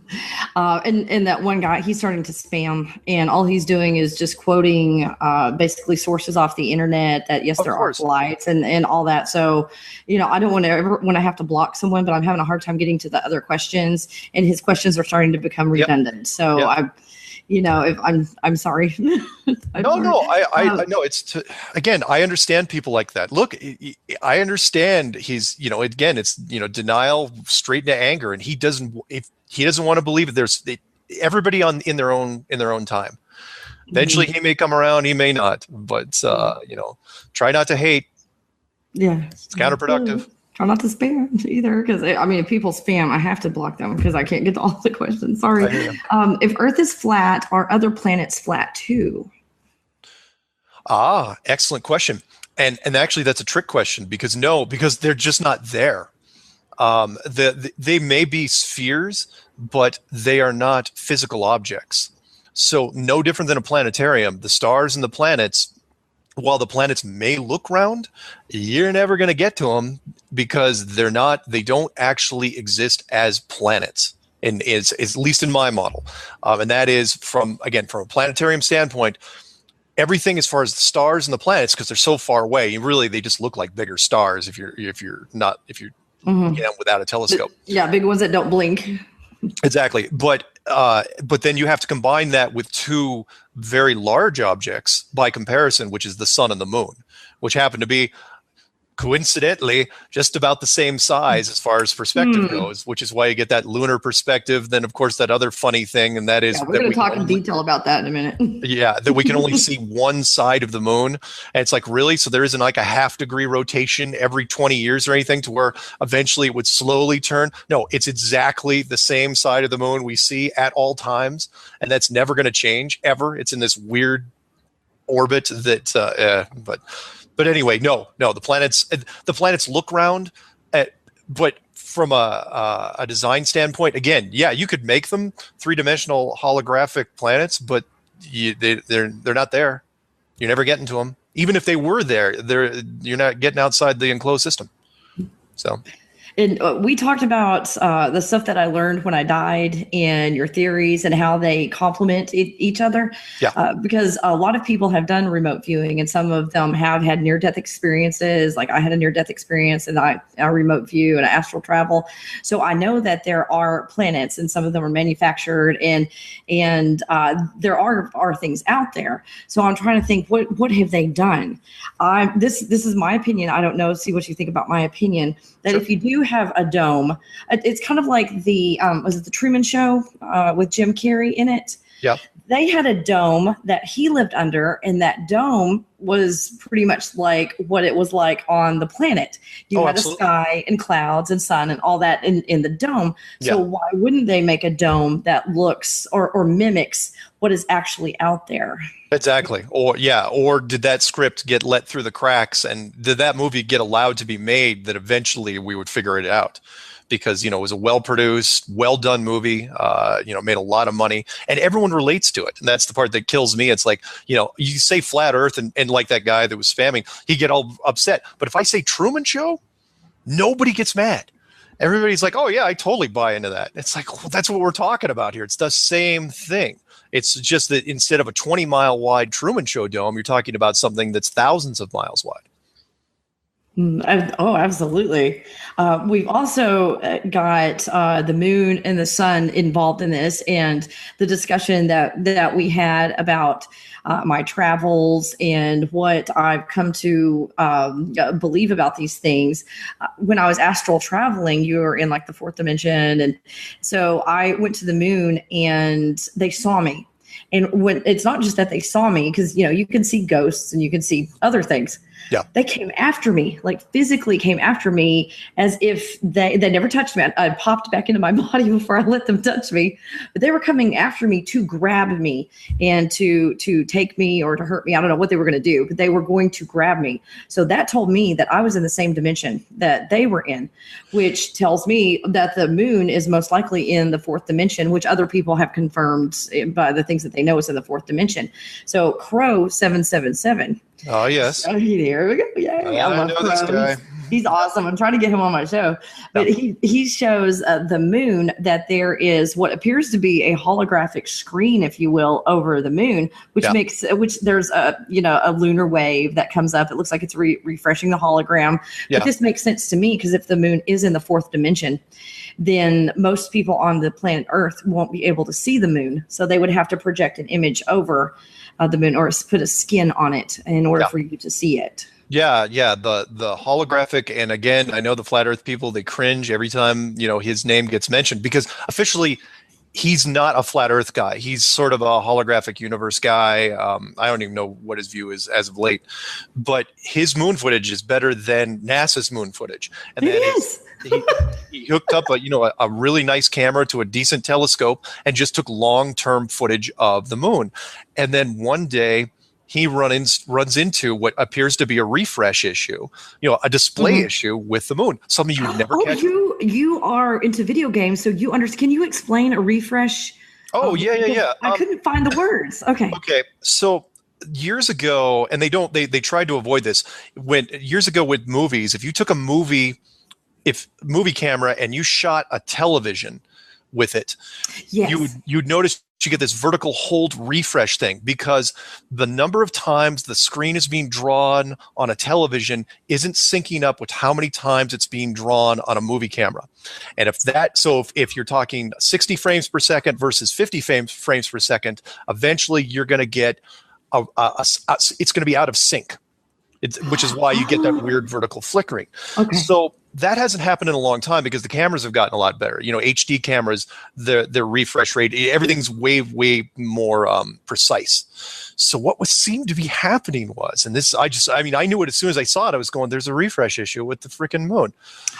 And what was happening was the HD cameras that we have now have reached a point where it seems to be catching up with the technology that's being used to project on the moon, meaning they're very, very similar. So even if we're talking about a percentage of a frame, you're going to catch it, because the cameras are detailed enough. And so what was happening was he was getting this weird wave that was going through the moon. And it wasn't the camera. Everyone immediately says, oh, it's the camera. Well, no, because he happened to actually pan up with the camera. And if it was the camera, that wave would have followed the camera, but it wasn't. It was consistent through the moon. And it wasn't just him. Now it's been documented all over the world. You know, he's put the word out there. He's got a bunch of followers, and he's put the word out there, and it's gotten through. But for people the reason why I mention him, it's like, you know, again, I say it one more time. That is, if anyone has better footage than this guy, I'd like to see it. Because he's got the best footage out there. He's got better footage than NASA. In fact, why NASA hasn't shut him down, I have no idea. But he basically he's proven he's put the moon in doubt. It's like, okay, are you looking at a real moon or are you not? Now, for me, it's still a three-dimensional object with something being overlaid over the top of it. Eric from the Flat Earth, his Flat Earth side, says that it's two-dimensional. It's somewhat transparent. It's like, I don't care. Either way, the moon is in doubt. And if the moon is in doubt, then the whole thing is in doubt. At that point, you have to question the sun, you have to question the stars, you have to question the planets. Everything starts to fall apart. Not to mention, the entire Apollo moon program just gets shut down, because if you're looking at a refresh issue, then you're not landing on it, because it may be such a small object. If it's only 30 miles wide, you're not landing on a hologram. And especially even if you did land on it, it's not going to look like what you put out in the films, you know, the obvious horrible stuff that they put out. So yeah, the moon is there's something wrong with the moon. People haven't found it. Good. Just look up either lunar wave or moon hologram, or just look up Crow 777. You don't even have to spell it right. Most people just put in the real word Crow. It's actually CRROW 777. But you can just type in Crow 777 and it'll do it. So yeah. Mm-hmm. And just on a side note, True Sika, who's a famous spiritual rap artist, he says hi. Oh, hey. So yeah, cheers. He tuned in. Yay. We've got, and then I've got some more questions pertaining to that. I haven't watched all his videos, but what does he believe to be on the other side of the earth? Are we talking at the bottom or just outside the enclosure? What I'm assuming is maybe what is underneath. Is this a spaceship underneath? Are we floating like what is that movie Avatar, where you've got the mountains that are Hallelujah mountains that are floating? Yeah. For me, it can go several ways. Obviously, there's some sort of structure underneath. I mean, I think it's a combination of enclosed world and mechanical systems. I talk about it in Clue 6, which is called depth perception, which is like what's underneath it, what's running some of this stuff. For me, there's definitely some mechanical processes that are underneath this. Is there another civilization living underneath this? Very possible. I mean, there's enough myths and legends that have gone throughout the centuries and millennia, that talk about it. Is it the Morlocks? Is it the Chuds? Is it, a race of giants? Don't know. But do I think there's somebody down there? Absolutely. Do I think there's other worlds outside of this world? Absolutely, I do. Matt from the NASA channel, he thinks that, we're part of a much, much bigger section with other worlds that are in pockets. That's, I kind of go back and forth on that, because I don't like to go too far into the Russian stacking doll argument, because I really try to live one world at a time. As far as, oh, by the way, I've got to mention this, because this was one of the last questions, because people said, why have the dome? Here's another thing. Here's a clue. It's like why people couldn't get out. If you could get out and get to another world, let's say you were the elite and you had the ability to do this, you would see some really weird things. And that is because it would be way too tempting to leave this world, which is all messed up, to go to a pristine, wonderful world. What you would see is weird disappearances on the elite standpoint, from the elite side. So you would see weird accidents, like a yacht going down with a whole bunch of congressmen and rich, and you get these weird things where a castle burns down and they had a party with a whole bunch of people and all these royalty died, because they'd all make up an excuse to get there if they could. So anyway, just wanted to throw that out. Yeah, we're all this video game having fun. Yeah, going back to Crow 777, he showed he said this is not, just hard science, but think about this concept. And he takes the Earth, and he takes a spot on the Earth that is exactly the same size as a crater on the moon. Yep. And you can see with your naked eye, you can see that crater on the moon.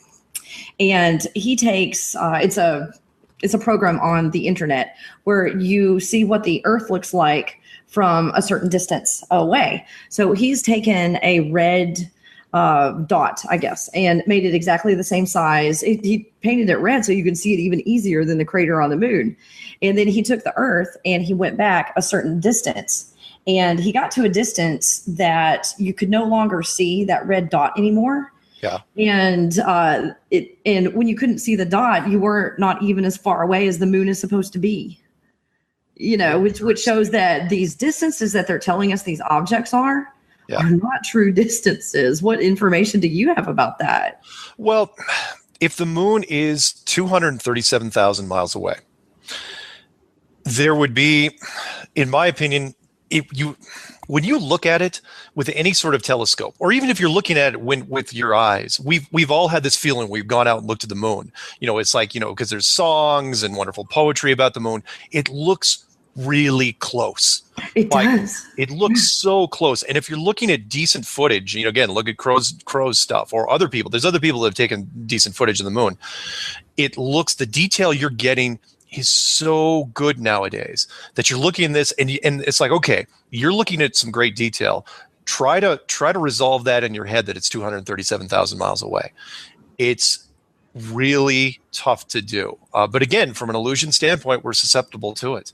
So, that's really all I have on it. I mean, again, when it comes to the moon, I just say, look, there's enough stuff out there to put the moon in doubt. And then once you get past that, there's certain stages you have to go through. But the first one is one of the first ones is, which is why I put it as clue 1, even though nobody ever talks about it, is you've got to get past the moon. You've got to look at the moon and say, look, it is not what you think it is. We didn't land there. It is not thousands of miles wide. It is not 237,000 miles away. It's not what you think it is. And once you can get past that, then the rest becomes much, much easier. Start with something small. Don't start with, are we in a giant Truman Show? Even though that's, it's the ultimate goal. Start with something small like the moon, which supposedly isn't that small, but in my opinion, it is. Mm-hmm. And it's not necessarily a show, but they can see everything that you do. Yeah. They're probably laughing, but yeah. I don't know. Maybe they're videotaping us and projecting it to all the other places. Oh yeah, exactly. Why waste it? Making cosmic money here. There's a lot of interesting stuff down here. Oh, absolutely. Hi, Kelly. I heard about Earth being flat and proof of it, but what was the point of lying to us and convincing us that it's round? How does it benefit those who made this lie? Perfect. There's two parts to that. One is the original lie, which I don't think necessarily was a lie. It was just part of the system. And that was 500 years ago when they said it was a globe. I think that the creator, whoever built this place, I think eventually the globe illusion was supposed to be part of it, which was because it keeps people from running for the fence. You don't run for the walls. You don't run for the prison bars or whatever you want to call it if you don't know they're there. If you can create the globe illusion, then everybody still acts naturally, and nobody starts, because otherwise eventually people would start making these expeditions and be routine. And once they found the edge or whatever it was, a barrier or a marker or whatever it was, they would do what human beings naturally will try to go past it. But if you create the illusion of the globe, they're not going to. That being said, though, I think it was part of a natural process that eventually we were going to find out. I think that eventually we were going to, the ultimate goal was eventually we were going to figure out what this was, and the whole thing was going to come off and, it was going to be revealed. But the first people that found out, of course, were the authority, the governments and the elite and the royalty, and they found out. The ones with the big guns. Yeah, the ones with the big guns, and they only found out 60 years ago. And then they decided, and I'm not going to say rightfully so, but they did so. It was a knee-jerk reaction, which was why keep the lie going? Are you kidding me? If people found out in the 1950s that it was an enclosed system, there would be a mess for a while. Now, would society end? No, but there would be this weird shift and weird, and it would be a big spiritual shift back to spirituality, because it's like, okay, we are protected. We are in a system that we're taking care of, and we're all in the same boat, and no one would fight. There wouldn't be any hate crimes anymore, and it'd be a beautiful thing, in my opinion. They weren't going to deal with that. It was like, you know what? We could recover from this and we could adjust the power structure accordingly, but you know what? It's going to be a pain in the ass. So let's just not do it. So it's like, let's just keep it going. Let's just classify the whole thing. Let's seal off Antarctica. Let's create NASA. Let's control the sky, and let's see how long we can keep it going. And they did for 60 years. And so the short answer to her thing is, look, it's men in power. Men in power will do just about anything to hold on to that power. And that they didn't want a disruption in that power, so they just kept it going as long as they could. Now, can they keep it going at this point? I don't know. I think it's starting to crack to the point where, if we do reach that 100th monkey, syndrome, Mm-hmm. they're going to be in real trouble, and they'll have some things to answer for. It's going to be way harder on them now. Every year that they kept this thing going, kept the lie going, it got, like anything, the spider web thing. It's so hard to come back. It's like having an affair. It's like, oh yeah, having an affair, 6 months, that's one thing. Having an affair for 20 years, oh yeah, that's, you get a whole different reaction. Yeah. Oh, absolutely. Absolutely. If you go far enough in one direction, will you eventually hit a dome wall? Yeah. In my opinion, yes. Which is what I think happened. For those of you who hadn't followed the clues, they looked. I believe that the authority, by that I mean the governments, the super rich, the royalty. I think they started looking officially in 1928, and they looked for about 30 years. And at one point in 1954, they were just about ready to give up, to the point where, because they couldn't find it. But yes, the short answer to that question is, would you run into something? Yes, I believe you would. Now, whether it's a solid barrier, whether it's a permeable barrier, is it just a marker that says, do not go any further? Is it big frost giants carrying axes saying you can't go past us? Who knows? But I think there's something stopping us from leaving. Absolutely. And the fact that they don't want any private agencies going out into space. They would have hit the dome, right? Yeah, no private space. Where did this come from? Because eventually, think about it. And again, the coincidences that the amazing coincidence. 1959, a year after NASA was formed, was when they announced the Van Allen radiation belts by Van Allen, who was a NASA employee.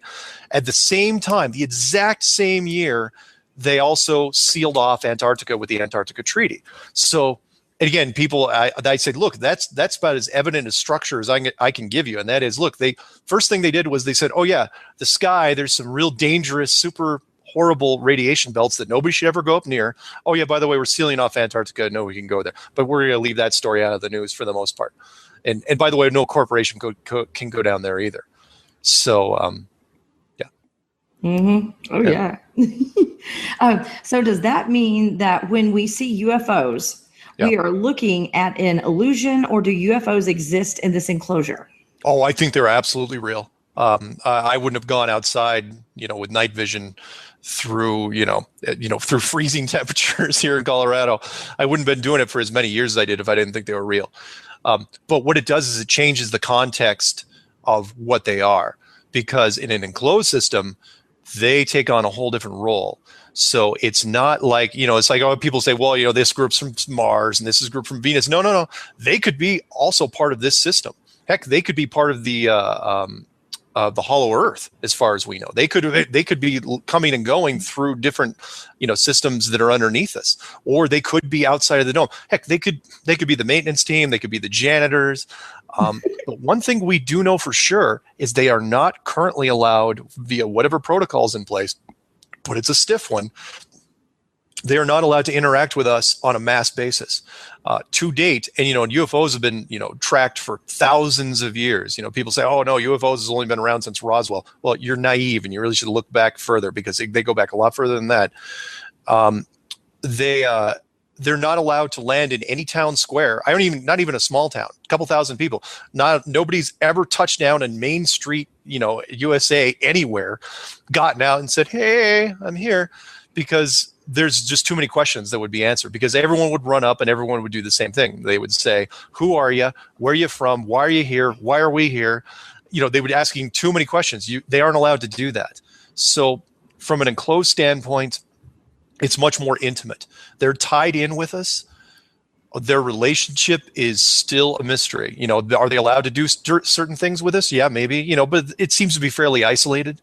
It's not like they're coming down and picking up a school and taking it with them or anything like that. It's usually people in the woods or people in the water, some isolated, no different than what we do in the wild.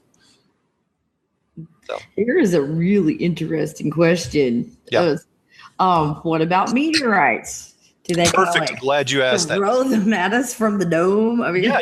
I get that question every week. Is it their peeps outside of the dome throwing popcorn at us? What's going on? Meteorites are easy from a design standpoint. They're easy.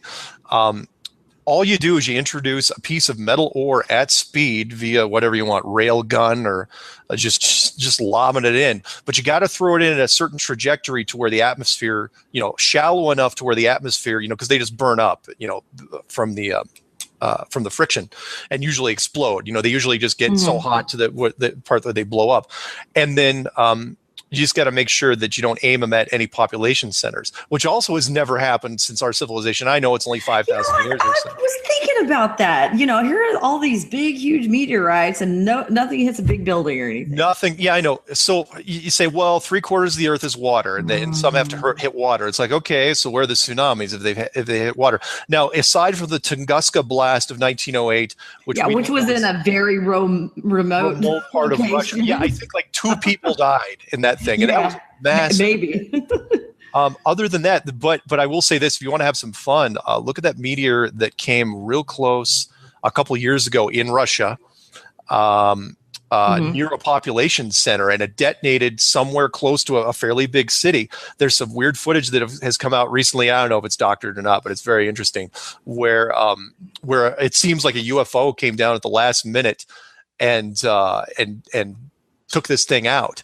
Which it's like, again, it's not Joe's first day on the job. Yeah, exactly. As long as it's a perfect system, but every once in a while, depending on who you have running various parts of it, it's like, oh yeah, we'll send a meteor down towards Russia. It's like, hey Fred, where did you send that meteor? It's like, Fred, that's way too close. And it's like, send somebody down there to take that thing out. But that's the closest one I think we've ever had to, because if that thing would have hit the ground, it would have been awful.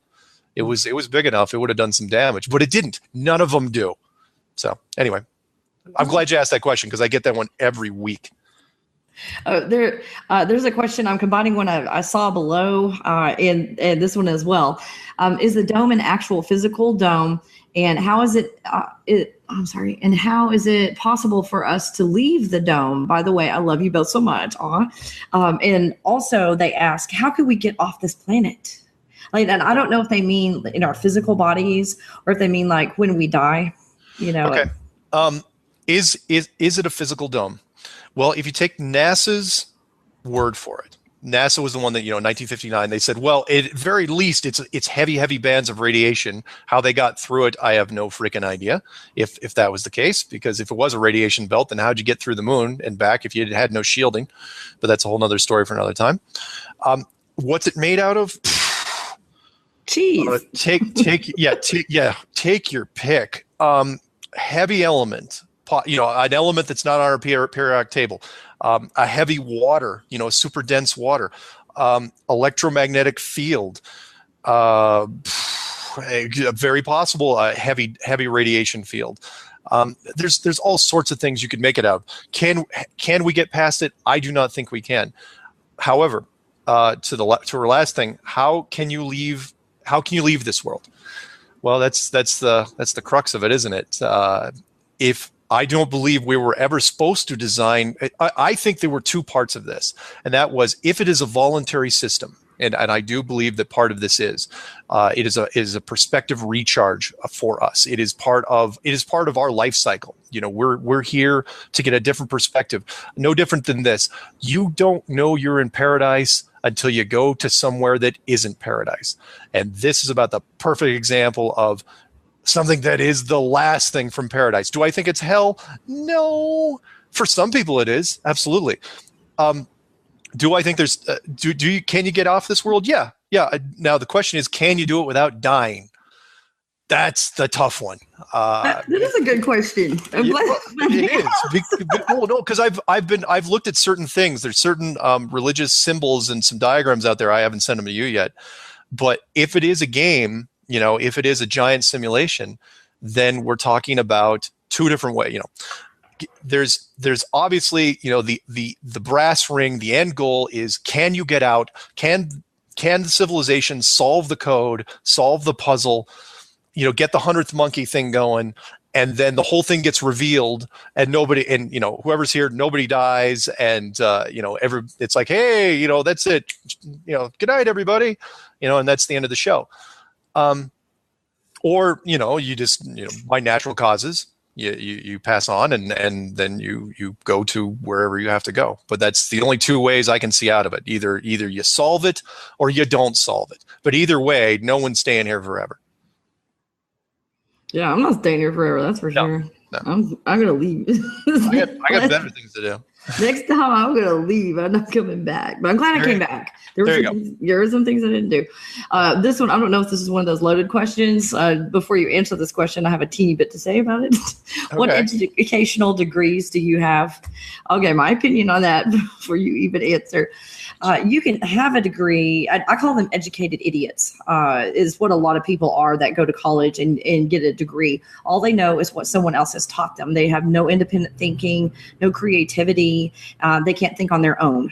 They have to always reference something else that somebody told them instead of discovering it themselves. So in my opinion, a degree, like if you want to form a business, you know, it's good to have one. You don't need one. But how do you feel about degrees anyway? And if you even want to tell what your degree is, I'll push the subject. They used to be worth something back in the day. Yes, they did. They did used to be worth something. I mean, people really, really cared about them.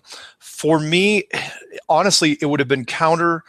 Had I had a degree in astrophysics or astronomy or general physics or geology or hydrology or any of that stuff, I don't think I'd be talking to you right now, because at that point I would have been so conditioned against this idea that it would have mattered. As far as an educational thing, yes, you know, a degree in general business, but this was back, you know, before. I think I was one of the few people in my college that even had computers. My resume, I am not ashamed of in any state, you know, shape. And that is, I did, you know, on top of doing the game development world for 3 years, I taught proprietary software, classroom training, proprietary software for 6 years, department head in 3 different tech support teams, you know, 3 different companies, did data mining for, 3 or 4 years. Everything was on a tech basis. So no, a degree is not going to make any difference. The only thing, in fact, the degree is just going to hurt people in this case. Honestly, if you have an astronomy degree and you're listening to this right now, turn it off. Go outside and play, because you're never gonna get your head around this. So. Exactly. A degree will get in your way of independent thinking. Now, if you want to just conform to this planet and maintain a broken system, go get a degree. Now, if you have a degree in like something creative, then fantastic. You know, something in the arts, that'll probably help you. The fact, the more open-minded you are, the more creative you are. If you're a painter, a sculptor, a singer, an actor, any of this stuff, this is going to help you. Because you know, you can plot a graph on this. The more creative you are, the more open-minded you are, the more you are into experimentation, into new, and I know it's cliche to say new forms of consciousness, but the more you are willing to accept ideas that go beyond the norm, that will benefit you in this context more than anything. So, oh, absolutely, I agree with that. Which is why I did number 8, creative force. where I talked about the arts, and I said, look, one of the reasons why I think this place was built is that human beings are extremely creative, and we seem to even create more under duress, which is so strange. That the term creative angst. Some of the most fantastic artists in the world out there come from tortured pasts. To the point where they're almost breaking, and it's like this energy pent up inside them that they release into the world, and it's an awe-inspiring thing. We've got a question. How does gravity work? Which is something I kind of, Gravity for me. Now I know there's going to be people say, well, if it's in space, gravity is not an easy thing, even for scientists now. You could look this up. It's like, what is gravity? Gravity is very, very confusing for a lot of people. But from an enclosed standpoint, there's two different ways you could look at this. I know that Eric and the flat earth people will go down the density road. And that is, well, if it's dense, it's obviously creating, gravity is density. But I think that's too easy. It's not a cop-out. It's just too easy. For me, I look at it this way. I look at it from a magnetic standpoint. Think of it this way. Magnets are based off of metal. So you have one metal that's non-magnetic, and then you have a magnetic metal, and maybe you can charge it electromagnetically. Think about an element that we don't have currently that has a form of molecular magnetism to it. So an element that can not only attract metal, but it can attract wood. It can attract porcelain. It can attract anything. You charge that up. If you have an element like that and can hook it up to some sort of electric system, you can magnetize anything. And if you can magnetize anything, it's literally no different from gravity. We do this in games now, but it's from a physics standpoint. We can basically, in the gaming world, you can create, gravity is what you say it is. And that sounds too easy. It's like, okay, you want to weigh 100 pounds, you weigh 100 pounds. Click, click, click, click. You want to weigh 500 pounds, you weigh 500 pounds. It's real easy because in the gaming world, it's really a form of molecular magnetism, but you can't see it. So that's what I think gravity is here. And that is, it is literally just a form of magnetism that affects not just metals, but everything. And if you can magnetize everything from below, you can make anything, any weight from below. Does that sort of help? Mm-hmm. Okay. There is science that backs it up. Our Earth is electromagnetic. Sure. It's made out of electricity. So that basically backs up what you're saying about it, about gravity being electromagnetic energy. So yeah, that makes absolute sense.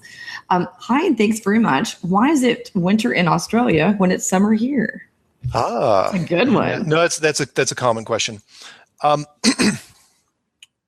The thermal systems that are tied in. All right.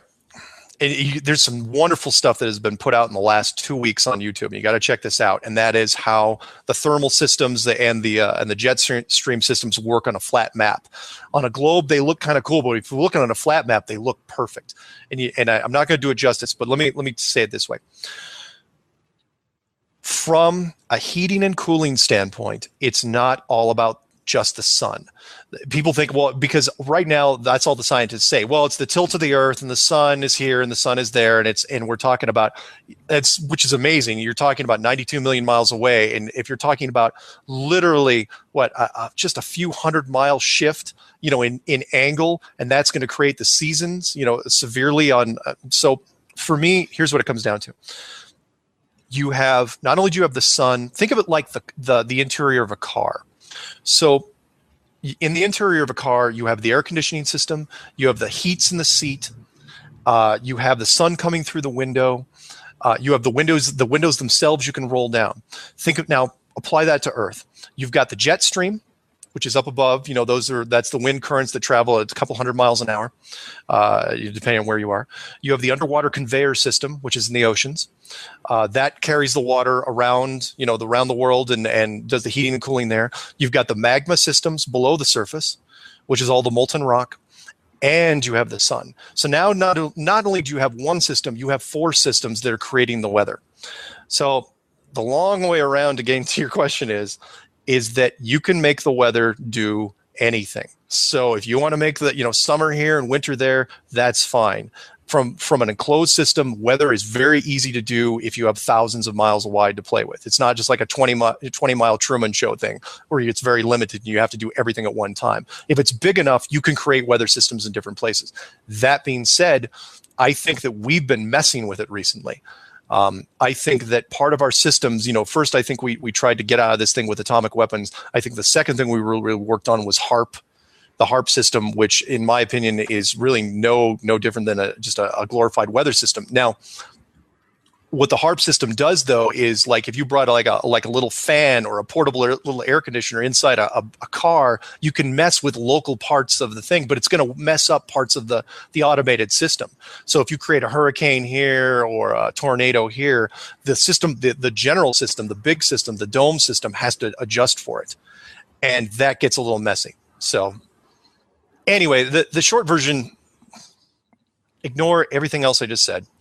The short version, because she's going to want this, like, look, if you have a system thousands of miles wide, the weather is dealer's choice.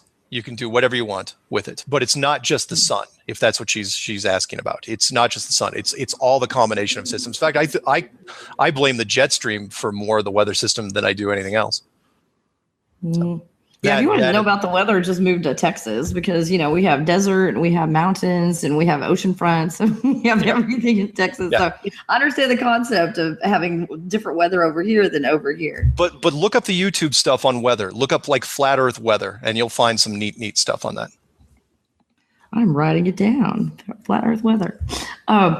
What are some, now this goes back to kind of the round Earth theory. I think there are some that say the center of the Earth, if it is a sphere, the center of the Earth is magnetite or lodestone, which is a magnetic mineral. Is this plausible within the framework of the flat Earth concept? Okay, for that person, first thing, because I don't think they've seen it, watch clue number 6, that's depth perception. And the first thing I try to tell people is like, look, you got to get past everything that scientists told you that they're assuming. And the first thing is that they tell you what is underneath the surface is made out of. Mm-hmm. Because and I know this person and they're into crystals and rocks, and I think that's why gotcha.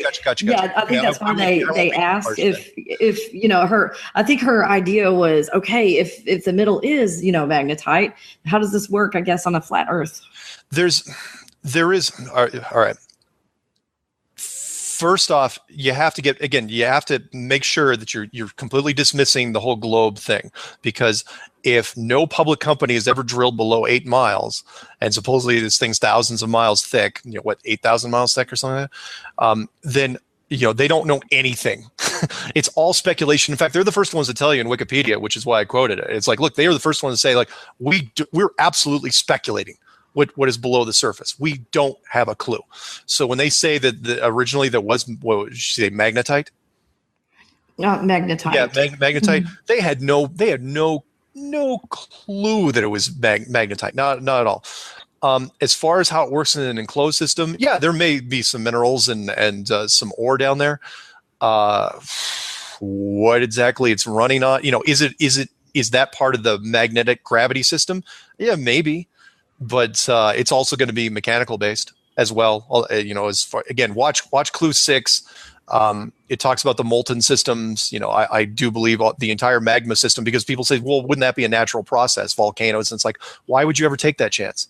If you're going to build an enclosed system and make everything from a design standpoint, once you start designing part of it, you never let anything to chance. You're never going to let a super volcano go off on its own and ruin the whole thing. It's part of design. You don't leave anything to chance.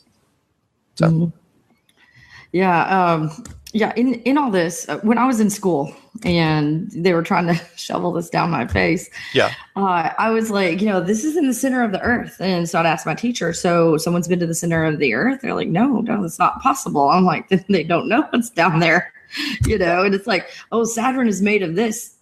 And this is the gravity. How do they know? How do they know that? Have they been there? No. I thought of that. How do they know? Many times. Yeah, it's like, oh yeah, Jupiter's got as a gaseous thing, but there's a core of this and this. I was going, oh really? well, how do you know this? But when you're a kid, it's like, okay, well, maybe they know. You don't expect that it's going to be not true. Mm-hmm. So. And you were talking about 8 miles down. You ever drilled 8 miles down? I don't know if you've heard of it. Now, I heard this on Coast to Coast, Mel's Hole. I don't know if you've ever heard of that. So everybody go look up Mel's Hole and you'll find Coast to Coast and some other people interviewing. This guy on his property, he found a hole. And it had almost like a collar or something on the top. And I can't remember the dimensions of the hole. I'm completely making this up, but it was maybe like 10 yards or something like that. I can't remember. But he said that people in the village or wherever he lived, the city, they were just throwing all their trash in it. And they kept throwing trash. And he would look down there. It's like, well, shouldn't you be seeing stuff, by now? So many people are throwing stuff in there. Anyway, long story short, he got like a fishing line almost, but it might have been a rope or a cord. And he went down miles and miles and miles and miles and could not find a bottom to this thing. And then he said, now I don't know if this is true or not. I'm just telling you the story of what, he said. Then he got an animal. I don't remember if it was a sheep or something along those lines that he put down in there, and it transformed these animals and did strange things to them. But anyway, the military came in. Oh, of course they would. Basically, I was like, where is this hole? And they took control of it, took possession of it. They blocked it out from you being able to see it with a satellite on Google. You can't see it. And there are other holes known that are around the planet that have no bottom. So I don't know how that ties in. I'm a little suspicious. When everyone says a bottomless hole, you got to remember 8 miles is a long, long way. When it comes to a hole. Now, I do like the Mel's Hole story. I'm going to look that up because that's the first thing people would do. The first thing they would do is like, let's just throw our trash in. Yeah. Of course they would. And actually dropping an animal down there, I could see that too at one point. Now, as far as the military taking it over, I don't know. Bottomless holes, though, no, I don't believe in them. Now when they say bottomless, it's like they can't find the bottom. It's what they mean. I mean, it might be at 10 miles, but they can't find the bottom. Most people are going to give up after a mile. There's 5,000 plus feet per mile. That's a long way. That's a lot of rope.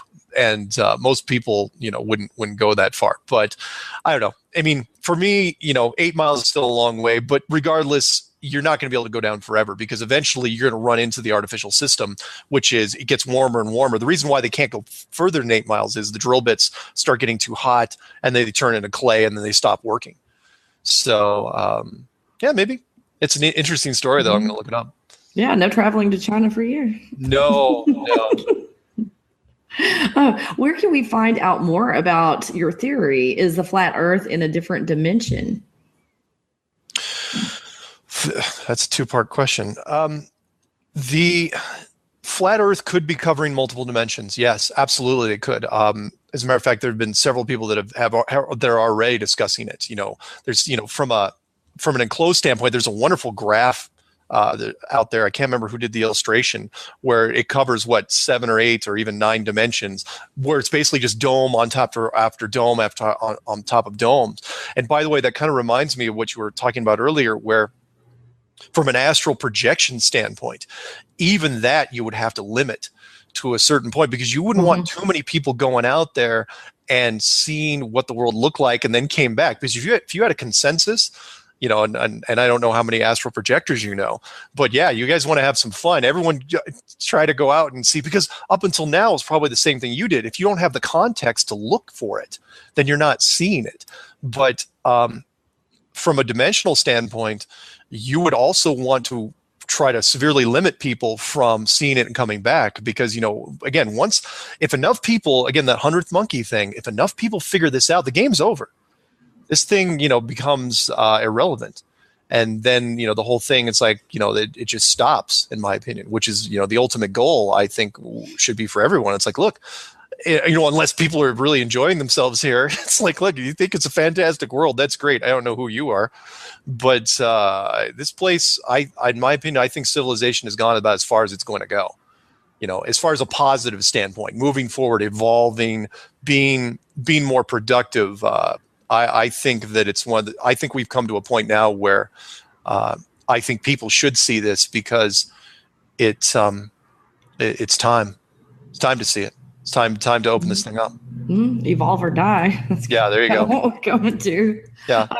And I think, I'm sorry, this question up here, this has to do with the 8 miles and everything. I'm still drawn to the way Simon Parkes describes these theories as being on different dimensions.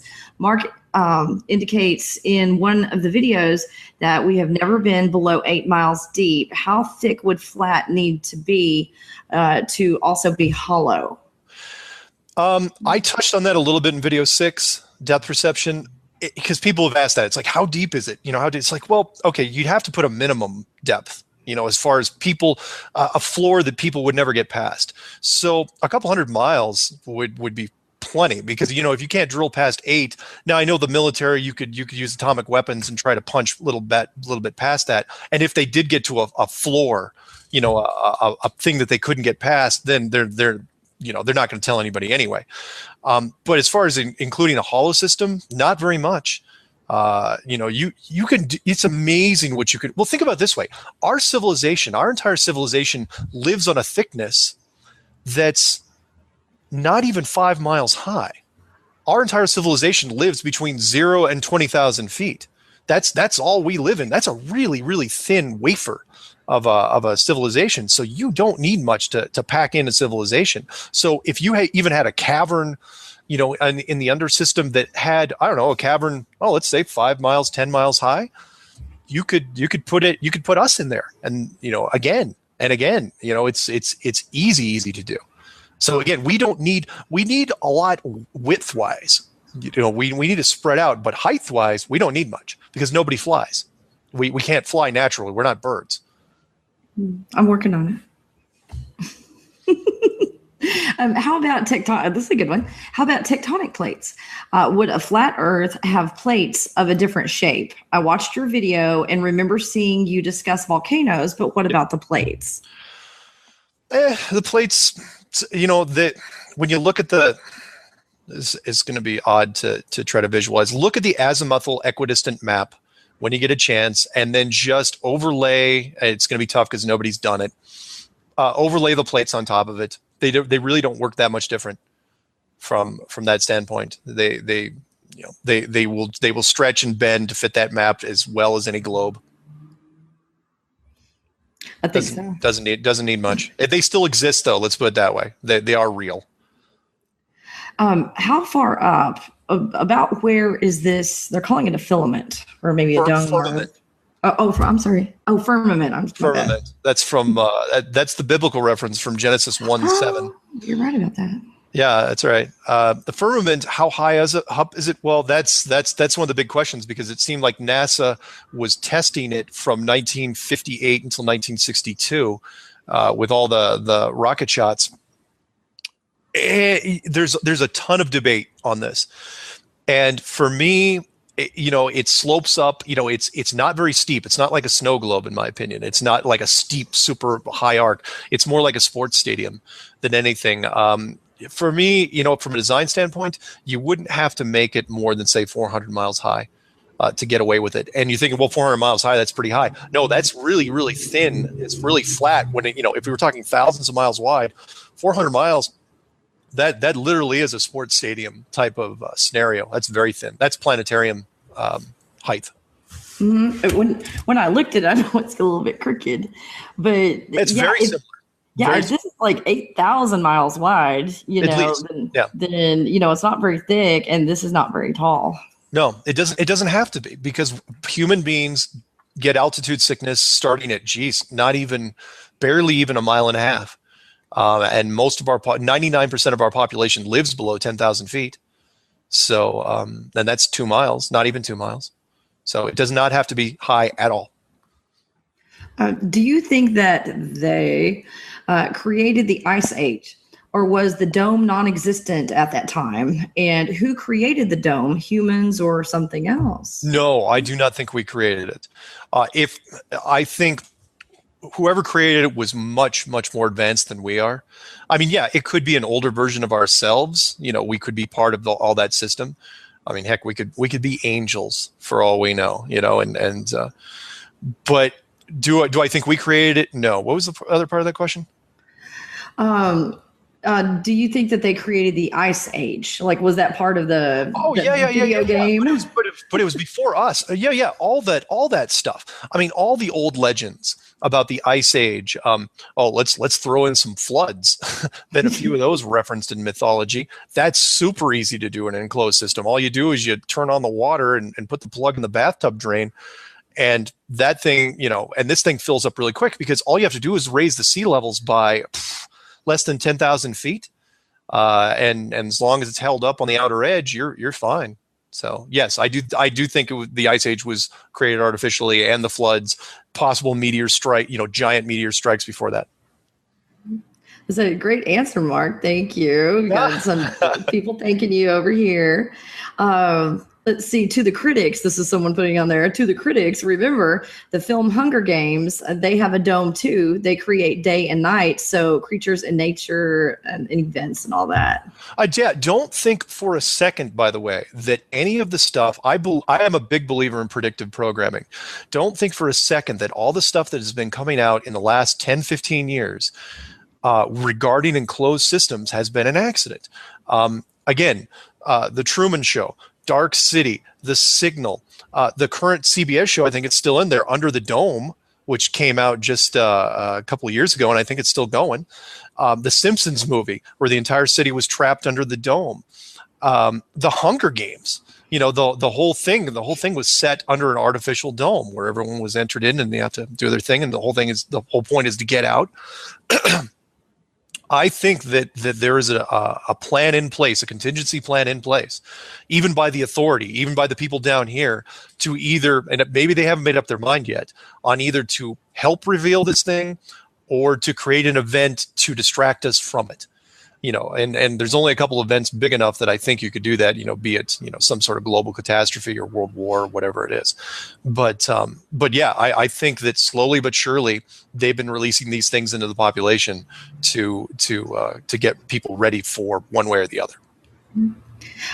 Now, this question, I guess I have a question beyond this question, but this put me in the same area of the airplanes, because you went in great depth in your videos about the airlines and airplanes, Yep. and it made sense to me. I didn't want to, but I ended up doing it. But go ahead. Mm-hmm. So yeah, if you start measuring, it's like, wait, this isn't measuring correctly. Yeah. That's just the measuring. That's not even that it disappears off the GPS, or why do you have to be rerouted 14 times to get to a straight line? Plane trips to China make a very high arch. Is it just going straight? I always thought it was weird. Are the planes just going straight? Most of the time they are. Look this up, because it happens in the northern hemisphere too. It's not just the southern hemisphere. I could have made an entire video on the north hemisphere, but it wasn't as exaggerated as the south.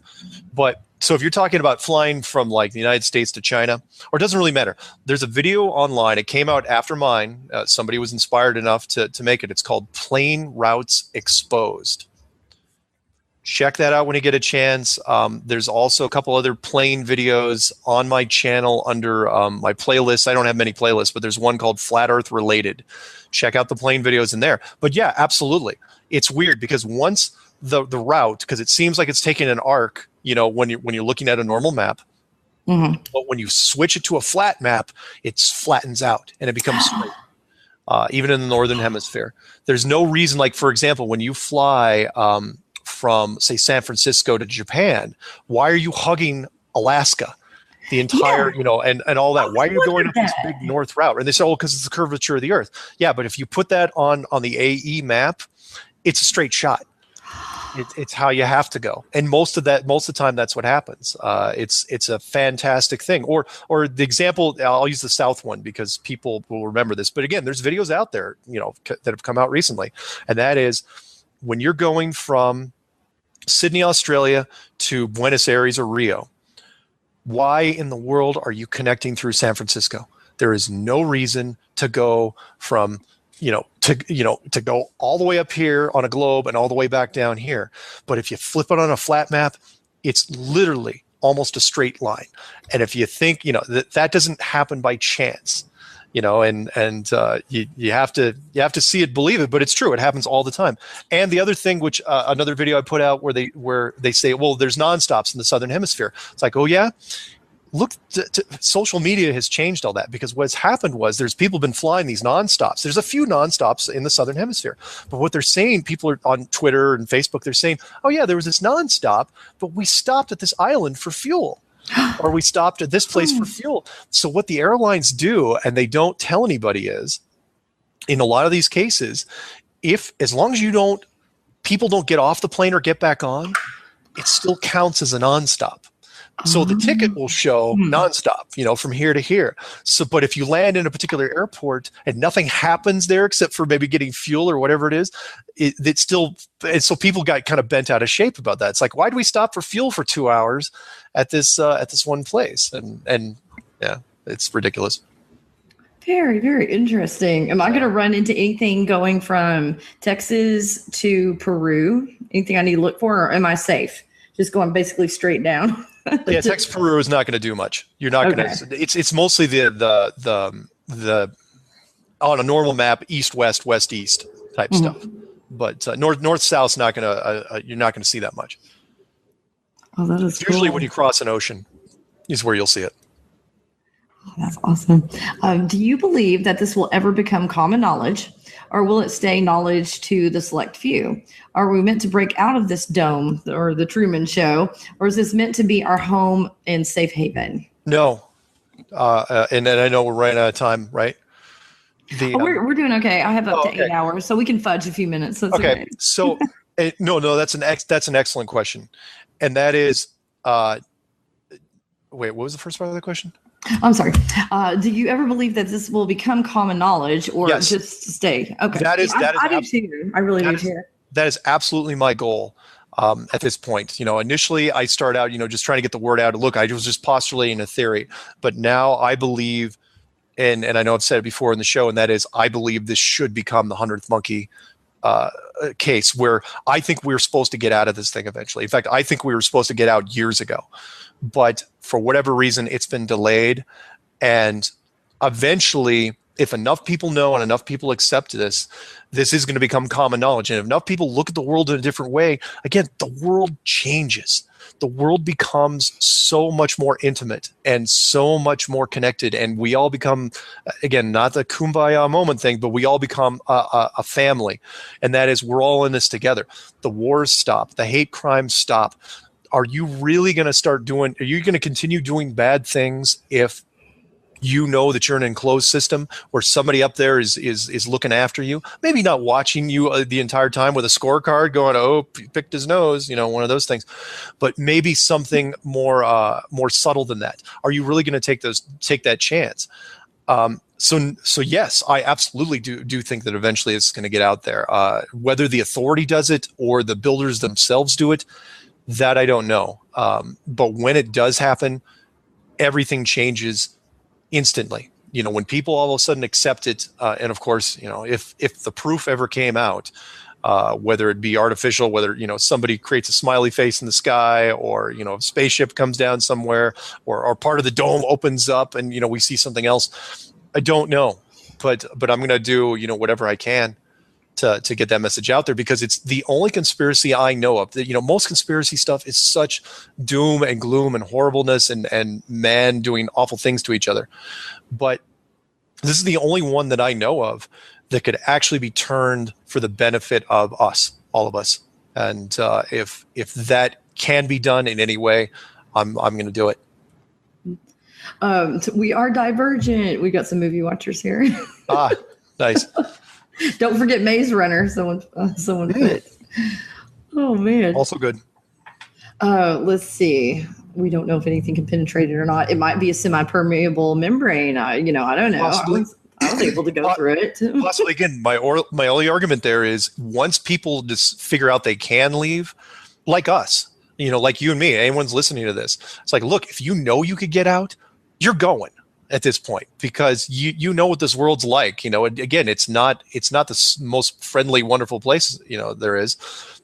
you're going to take the chance and bug out if you can. So if you can, which is why if it was permeable, there'd be a lot of elite people that would leave. They would have already left by now. You'd get these routine disappearances on a regular basis, or better yet, you'd have this one day where they would just all of a sudden just everyone would leave at once, and no one could figure out where all the presidents go.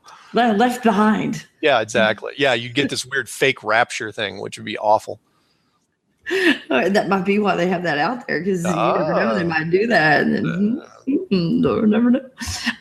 I looked up his videos. I looked up his videos after you told us about him, and my mind was blown away. I just sat there with my mouth wide open while seeing his videos, sending some virtual cookies your way.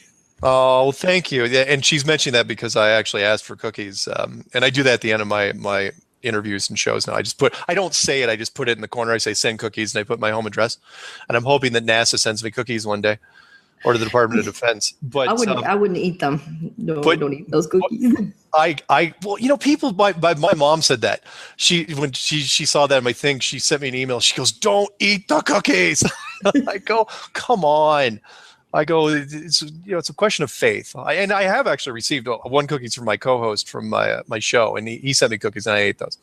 But what was the question? It's just that there was no question. Oh no, I get that all the time. People email me and they say, "Oh yeah, mind blown." That's like fantastic, great. I was not going for that.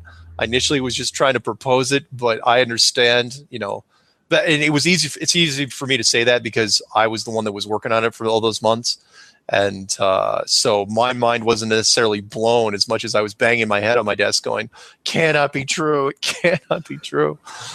But I know, that's what I was thinking. It's like I've got a bunch of crap to deal with right now. This is the last thing I want to deal with. That the Earth is flat and not round. Really. Yeah, but at the same time, it doesn't really change. I mean, it changes everything, but it doesn't change. It doesn't change your daily life that much. I mean, yeah, for me, again, it becomes much, much more intimate. There are stars, there are planets, our sun and moon, everything's it becomes really like a comfortable giant studio apartment at that point. And, it just becomes way, way, way friendlier because at that point, everybody's locked in to the same place. And it's not like they're locked in, just on their own. They're locked in, and there's someone watching you. Mm-hmm. At least we hope there's somebody watching us. The ones who are psychic and follow, the UFO and the ETs and Dolores Cannon, God rest her soul. She talked a lot about this, how this is what they call a prison planet. So the concept was already out there of we're imprisoned on some level. Some people say, oh, there's a quarantine on this planet. No one can come in, no one can come out. This concept of prison planet has been here for a very long time. So I don't think it would be too far of a stretch for the ones that already know that we're, I don't know, imprisoned is a terrible word to say, that instead of it just being around prison, that it's flat. Sure. I don't think that's a huge leap for them to take. And again, I agree with the prison planet concept, but I think it should also be thrown in that it's a voluntary. Oh, absolutely. It's not like you were punished and it's like, oh yeah, you have to go here.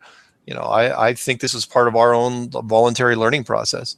And it's like, we go in, it's like, again, going on a giant amusement park ride where I mean, when you go on a roller coaster, yeah, you're excited, but there's parts of that roller coaster ride you're not going to enjoy.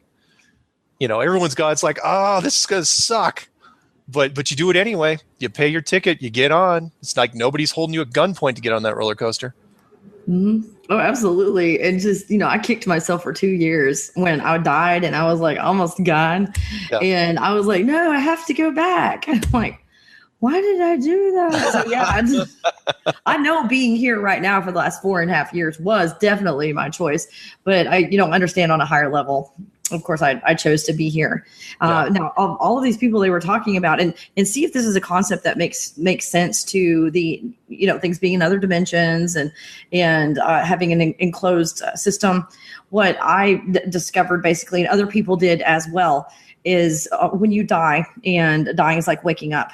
Yeah. When you're first starting to wake up, you're very groggy, and that's when they suck you into that tunnel and it gets you into that. Oh yeah, I call that involuntary reincarnation. So, yeah, and they put you right back here. Absolutely. Think about our birth. Think about how we get here.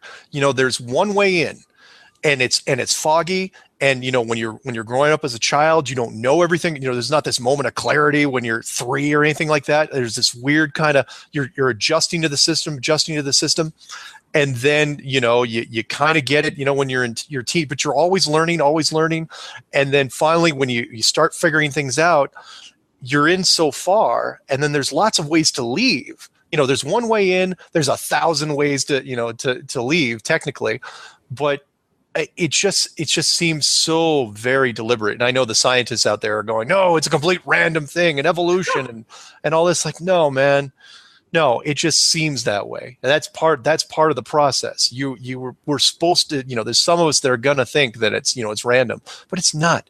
It's not random. It's completely designed. It is perfect in its function. And even though there are many days where I'm like going, oh, why am I still here? But I totally get it. Oh, we all do. Oh. We all do. Yeah. Why am I here? It's hard. The next day gets better. The next day. Yeah. This absolutely explains, because there are kids in school that are so highly intelligent and they can't figure out, why don't I understand this? It doesn't make sense. That are listening to this right now going, oh, I knew it the whole time. And that's why I hated school. It's because I didn't know what the lies were, but I knew they were lying to me, although I didn't know what the truth was. And now it's making sense for them. Yeah, it's a subtle thing. Again, not to beat on the clue that I did was, you put a globe in a classroom when you're first grade. You just leave it there, and that's all you have to do. You don't even have to really do much to it. And the kids just, they'll play with it every once in a while, and they look at it for 12 years. That's high school, and then you get out of high school. That's all you even really need. You get out. It's like, that first reaction. I just love it when I say, well, how do you know the Earth's a globe? And they go, duh, we know it's a globe. I was going, really? How do you know? How do you know it's a globe? And then they get stuck. Then they say, well, because NASA told us. I was going, really? Is that what they told you? And they just, again, because nobody owns a spaceship. Nobody knows. Nobody's going to check it out for themselves. You're lucky. You can astral project. But most people, they're stuck with what people, they believe what they're told. And this one's a big one. It's the biggest one I could think of. Mm-hmm. So. And that's why I teach them to astral project, so they can go and look at stuff themselves. So some of them said they did astral projection, and they saw that the Earth was a sphere. So I'm wondering if I didn't remote view instead of astral project, because you can, understanding how things work, you can be shaped one way in one dimension, and you can be a sphere in another dimension. Ah. And that's how they travel, is in spheres. I mean, you probably know how those work, the spheres. Yeah. And that's just how we roll. Thank you, Mark. Thank you so much for being on my show. I'm so glad I had so much fun. It was great. I'm so glad. And then I would love for you to come back and to, ask more questions and enlighten us some more. Is there anything that you want to end with? Because I need you to shoot me your information so I can get all of that in the description for everyone. Okay. Well, other than, you don't even have to look on YouTube. If you Google Flat Earth Clues, doesn't matter how you spell it, it's going to come up. At this point, because they're being mirrored all over the place. I put Creative Commons license, I think, on everything, so people can just rip apart my videos and share whatever I want. And so far, that's what's been happening. My email address, if you have questions, is just msargent23@comcast.net. And really, other than that, the only thing I try to tell people nowadays is look. We're all in this together. So, the 10 Commandments, that's one thing. But really, if you want to boil it down to one mantra, it's treat others better than you treat yourself. If you can follow that, if more people did that, the world would be a much, much better place. And I think we got a chance here at doing something great. Oh, fantastic. That's a great way to end. So you guys, if you want Mark to come back, put it in the comments, give it a thumbs up and put in the comments that you want him to come back, and we'll see if he can make some more time in the future to answer any more questions. Thank you so much, Mark, for coming on here and clarifying this and making it tangible for everybody. And I'm sure after they watch your videos, even if they don't believe, they're going to have a lot more questions than they had before. So, all right, guys, thank you for joining us on this show. And I guess we will see you on the next video. Bye.